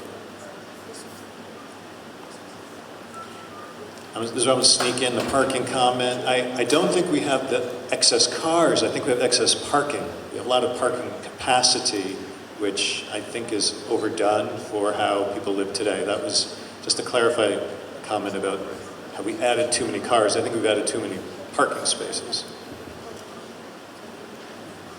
Thank you, Ira. Thank you, Janice. Hi, I want to raise a couple of concerns. The first concern is you keep expressing that, you've heard our concerns and you've made these compromises. And that suggests, in my mind, this was a developer plan and we brought our concerns to you and you negotiated our concerns with the developer. This is a redevelopment plan. It's supposed to be the town plan.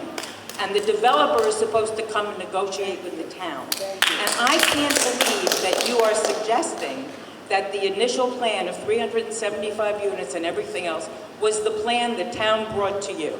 Is that what you're telling us? This was a town plan that you compromised? Because to my mind, this was a developer plan, and you brought our concerns to that plan. And it's supposed to be the other way around. And we are yet to find out what the town plan should be. We don't know the town plan yet. We know that you made as many compromises as you thought you could. That's the first thing I want to say. And the second thing is, when you talk about compromise, you keep talking about 55 units per acre. And that's very misleading, and it leads us all to believe that we should be so grateful for 300 units. That 55 units per acre is if you raise those 8.3 acres. And you can't, and you know you can't. And if that guy went to the planning board, he would have to deal with height restrictions and density restrictions and setback restrictions and historic preservation restrictions, and there wouldn't be 55 units per acre. So why do you keep saying that to us so that we feel afraid that if we say 300 units is too much, 87 feet is too much, 89 feet is too much, let alone another 20 feet of an air conditioner and whatever else you have up there? That's bigger than Valley and Bloom. It's bigger than Valley and Bloom. You should all go take a look at Valley and Bloom. Two of your buildings are 87 and 89 feet. I don't want to hear about setbacks. I don't want to hear about shared parking. I feel like we're going to get to that point where we're going to say, everybody who lives on floors 1 through 3, you can come out now. We're doing setbacks. Everybody on 3 through 4, what is this, smoke and mirrors? It's like smoke and mirrors. It's really an insult to our intelligence. You are building an emerald city in the middle of Montclair. We don't need a traffic study. We didn't need the Grove Street. Who was here for Grove Street School? Anybody? Remember Grove Street School? And they brought in the expert to tell us we didn't need it? It's the same thing with parking. We drive on Bloomfield Avenue. I was stuck 3 lights on Fullerton to turn on Bloomfield. Don't tell me this isn't going to cause a nightmare. It's hard to sit here and listen to this. There's nothing in Lackawanna Plaza. It's full of cars, empty. That's how bad parking is. What's going to happen when all those people that use Lackawanna Plaza for parking have to go someplace else? Don't you drive up and down Bloomfield Avenue? Your offices are right here. Don't you see what's going on? How do you sit here with a straight face and tell us it's all going to work? I've watched it all work. It doesn't work. Bloomfield Avenue now, go downtown on Saturday night. It's a zoo now. It's a zoo. I want you to answer us honestly what you really know about this. You know this is not a town plan. This is your idea of a compromise. It's too weak. I'm glad there's one councilman here. They should all be here. It's too weak. All be here. What happened to our neighbor? You know what? If anybody tried this on the first ward, it would be a nightmare.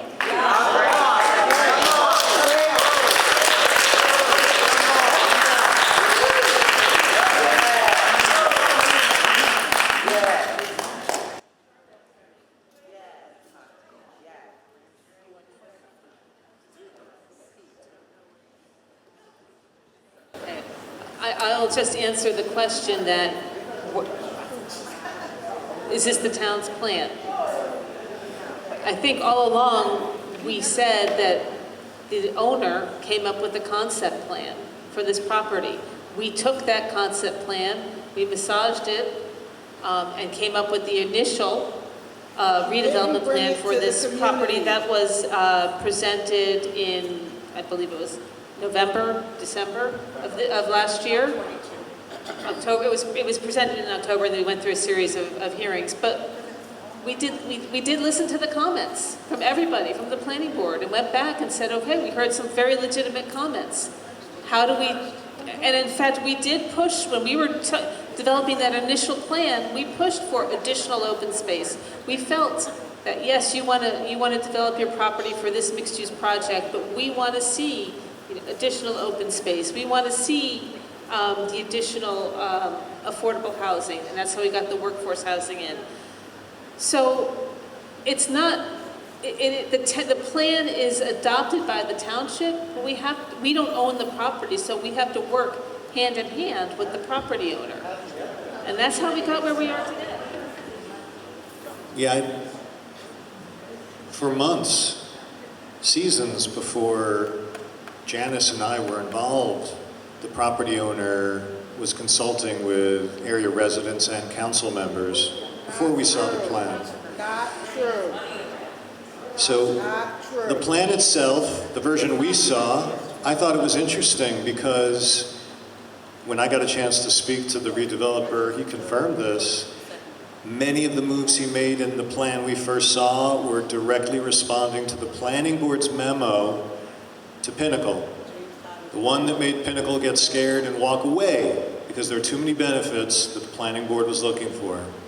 And that first pass was a very thoughtful, responsive pass by the developer in reaction to what the town said it wanted through the planning board. So it's hard for me to process that this is not the town's plan. I think it actually reflects a lot of the goals and principles of that planning board rejection, which scared off the prior owner. And just as Janice has described really well, it's not town property, and there is inevitably a lot of back and forth. Even this excess parking I keep talking about, that's a product of people being afraid there won't be enough parking. We shouldn't use the most modern standards. We should stick with the higher standards. So that complexity, I don't want that to get lost, and that's it. All right, it's 9 o'clock.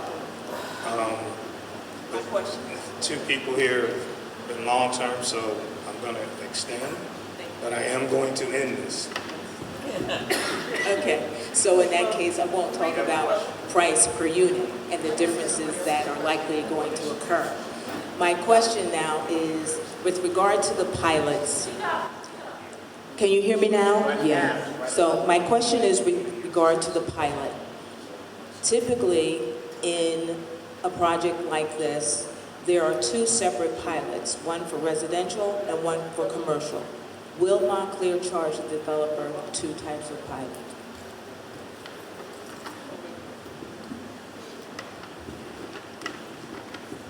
I can't respond to what's included in the financial agreement.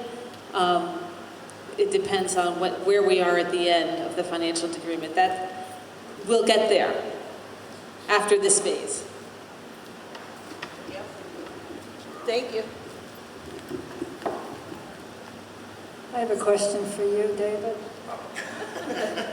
You had admitted a few minutes ago what many of us have seen for years, that the council has no will to follow what the residents want. Are you willing to tell us why? Yes. I didn't say the council did not. I said, does the council have the will to do it? That was my response. And so what I would say is that, as Ira and Janice both know, I have questions regarding this. I've presented it to them.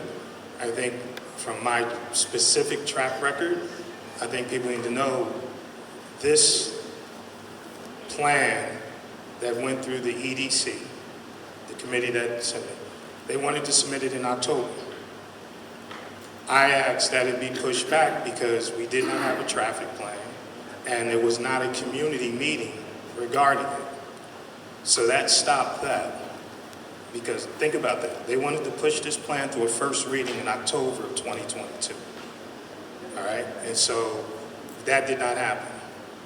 Fast forward to today, and the only reason I had this meeting was because of the webinar they had last week, which did not give residents an opportunity to see it and participate.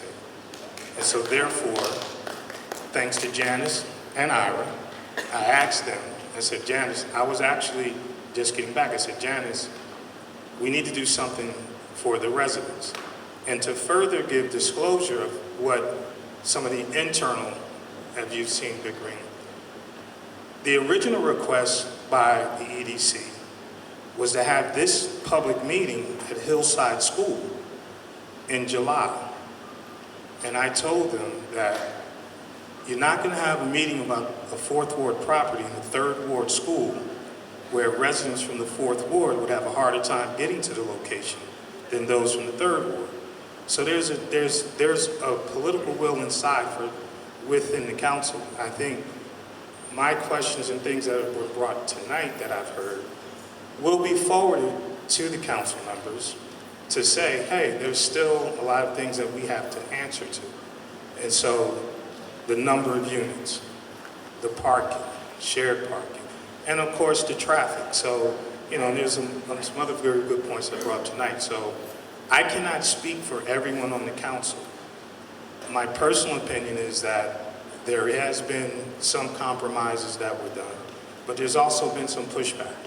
Now, what we need right now is for folks to come to the council meetings and share their same thoughts, because that's where we directly hear you. Now, is any council member going to see this? Rick's going to put it up. It's going to be on the website. I'm sure they'll talk to Janice. I will get an opportunity to share things and issues because some new parts have been brought up tonight. Some of it has been old things that we've heard over and over and over. But I think that based on tonight, that the council should know that the community has some more concerns based on what the current plan. And to Janice's credit about the part about going to site plan, we are still some ways away from this moving. And as I said before, you know, they wanted to move this in October. Then they wanted to move it in June. Then it got pushed to July. Here we are in August. And all of that is part of community input, the questions, internal council questions, and then really just the document not being ready. You know, we just received, or we will be receiving soon, the financial part of this, the financial plan. I think Mr. Beneke said he'll have that this week. Yeah, so that's a big part of the process here because we can't move on this without knowing what is the financial impact. That's another part of this that we have to get done. So I think it's, there's steps to the process, as was asked earlier, that we still have to go through. But to answer your question about the political will, that is the next thing. Will we listen to the people? Some are for, some have legitimate questions. I think Mr. Scott's point about this project bringing more affordable housing than the last 15 years combined is something that has to be commended. But on the flip side, my concern is those residents who will be moving out of current affordable housing, will those places stay affordable? So that's where you get to the ultimate gentrification, but it goes to what can the council do? How do you make sure that those properties stay affordable? These are the things that need to still be discussed and answered, because I think there's an opportunity that this can be something that is good. I don't think anyone wants what's there right now. I do have concerns about the grocery store that is currently being considered. So there are several questions that still need to be answered. And so, but to answer the political will, I think I put myself out there that I very much listen to the people, particularly those who live in the fourth ward where I live, and then have to make judgments on what I think is best for the township. And I do think that there are some financial benefits that could happen from this, but it has to be done right. And right now, I think we still have a lot of questions that have to be answered.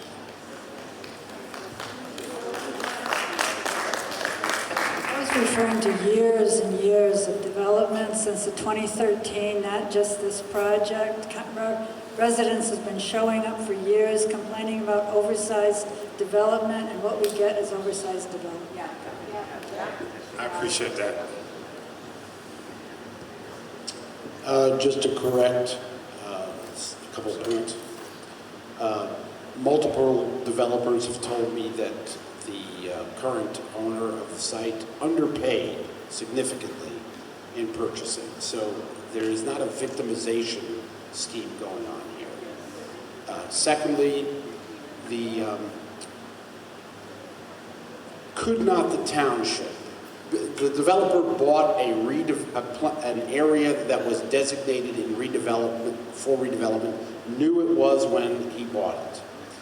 Could not the township, as we discussed before, simply say, this is the number of units we want, this is what the site plan is going to be, and these are the economics that are a result of that. They could do that at any point in time. The town could even say, we're going to buy this site under eminent domain. They have not done it. This is totally the council's decision of how much to do there, what to do, what should be there. And so to act as if somehow the existing zoning will prevail if we don't do X is just disingenuous.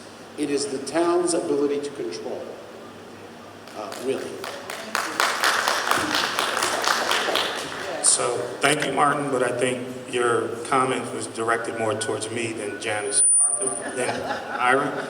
And so I think I look forward to seeing you at the next council meeting to say that, and as well as all of you. But I'm gonna go back to, as of now, the plan that we have will not be introduced on Tuesday, not for any other reason than some of my colleagues have given me the respect to say that they don't want to move this without me being there. And so I think that's something that I'm grateful for, because it also allows more time for people to review it and bring up some questions that you all have. And so I think tonight was very good. Ira, thank you for showing up. Janice, thank you for showing up. I will say that I'm somewhat disappointed that the engineer didn't show up tonight, as well as the traffic person, but considering that we would definitely have another traffic study, and I think some of the questions about traffic were not brought up in the first time initially when we did that, so that's a good thing, so we can go back to him with some more questions. And I hope we don't get like North Fulton and Bloomfield Avenue. That light on North Fulton, it can sometimes take 6 minutes to turn green.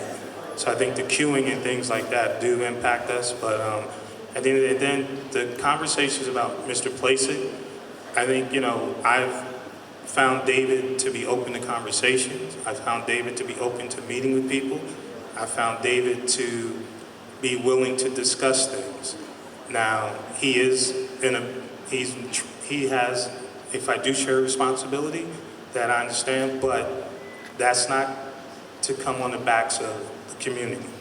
And so, as I've said previously, I don't work for David, I work for you all. And I think as long as you all come to the council and present your concerns and we hear them, we could probably move forward on something that I'm not going to say everyone will agree to, because everyone's not going to get what they want, but I think it's important that we potentially get what we need and we get something that you all are aware of and have access to. Because that's the one thing that is, I think, most important, that as we move forward, you all get to see what is happening. You know, this has been a long process. When I first got elected, we had a meeting about this. Mr. Scott, I remember your question. When will this be built? And Mr. Blasek said, hopefully it'll be shoveling the ground in 2 years. That's not going to happen. So I think all I want to say is thank you for coming. Thank you for your questions. Some of you, thank you for your comments. And hopefully, again, come out Tuesday and make your points. I do totally agree with the 55 per acre comment, because that is something that I've consistently, said, it's disingenuous. But it does say that. So, but to do it is one thing. And, I said I have concerns about the grocery store. I also have concerns about the plaza. I think for me, I've asked that be surface parking. And I've asked that it be surface parking based on, I think of things like that when I think of my dad, who's 90 years old, still drives to the grocery store. And I don't think it's fair that he have to go up into a escalator or an elevator when that location, and Ira knows this from the beginning of our meetings, for me, the Wellmont Lot Plaza they talked about had 50 events last year. So to utilize that, consider that to be community space, to me it's again, that space can be used more for parking. Because I think you need to have access, considering from individuals. You asked about buses can get in there. Well, one of the things that I brought up, and Janice knows this as well, TD Bank. How can you, where are people going to park for TD Bank? The bank's still going to be there. Where's the parking? You got to park in a parking lot to go to the bank. Had that discussion. So fortunately, they talked about building the circular place, the circular driveway with parking added there, 20-minute, 15-minute parking. Sometimes it takes 45 minutes to an hour to be in the bank. So I've given you a couple of things of that where I'm uncomfortable. But I do say that, I'm about the affordable and the veterans. I do not believe in workforce. I just think workforce is simply really market rate. Janice and I have gone back and forth on that. One of the things that the developer has agreed to contributing to it to make it a little bit better. But when you look at what the rate, what someone will make to qualify for that, you're making a little bit of money. So I don't want to keep going on a diatribe. I just think that this particular meeting was for you all to come out and have an opportunity to ask questions and see the plan as it is up to now. So I do appreciate what you did, Ira, and I'm glad that everybody could see it. So Rick will put this up on the town website with your questions for others to see. And then again, I can promise to you as this moves forward, when available, I will always try to bring this to you guys. So finally, I do want to thank Dr. Pons and the staff here at Glenfield for making this available for us tonight.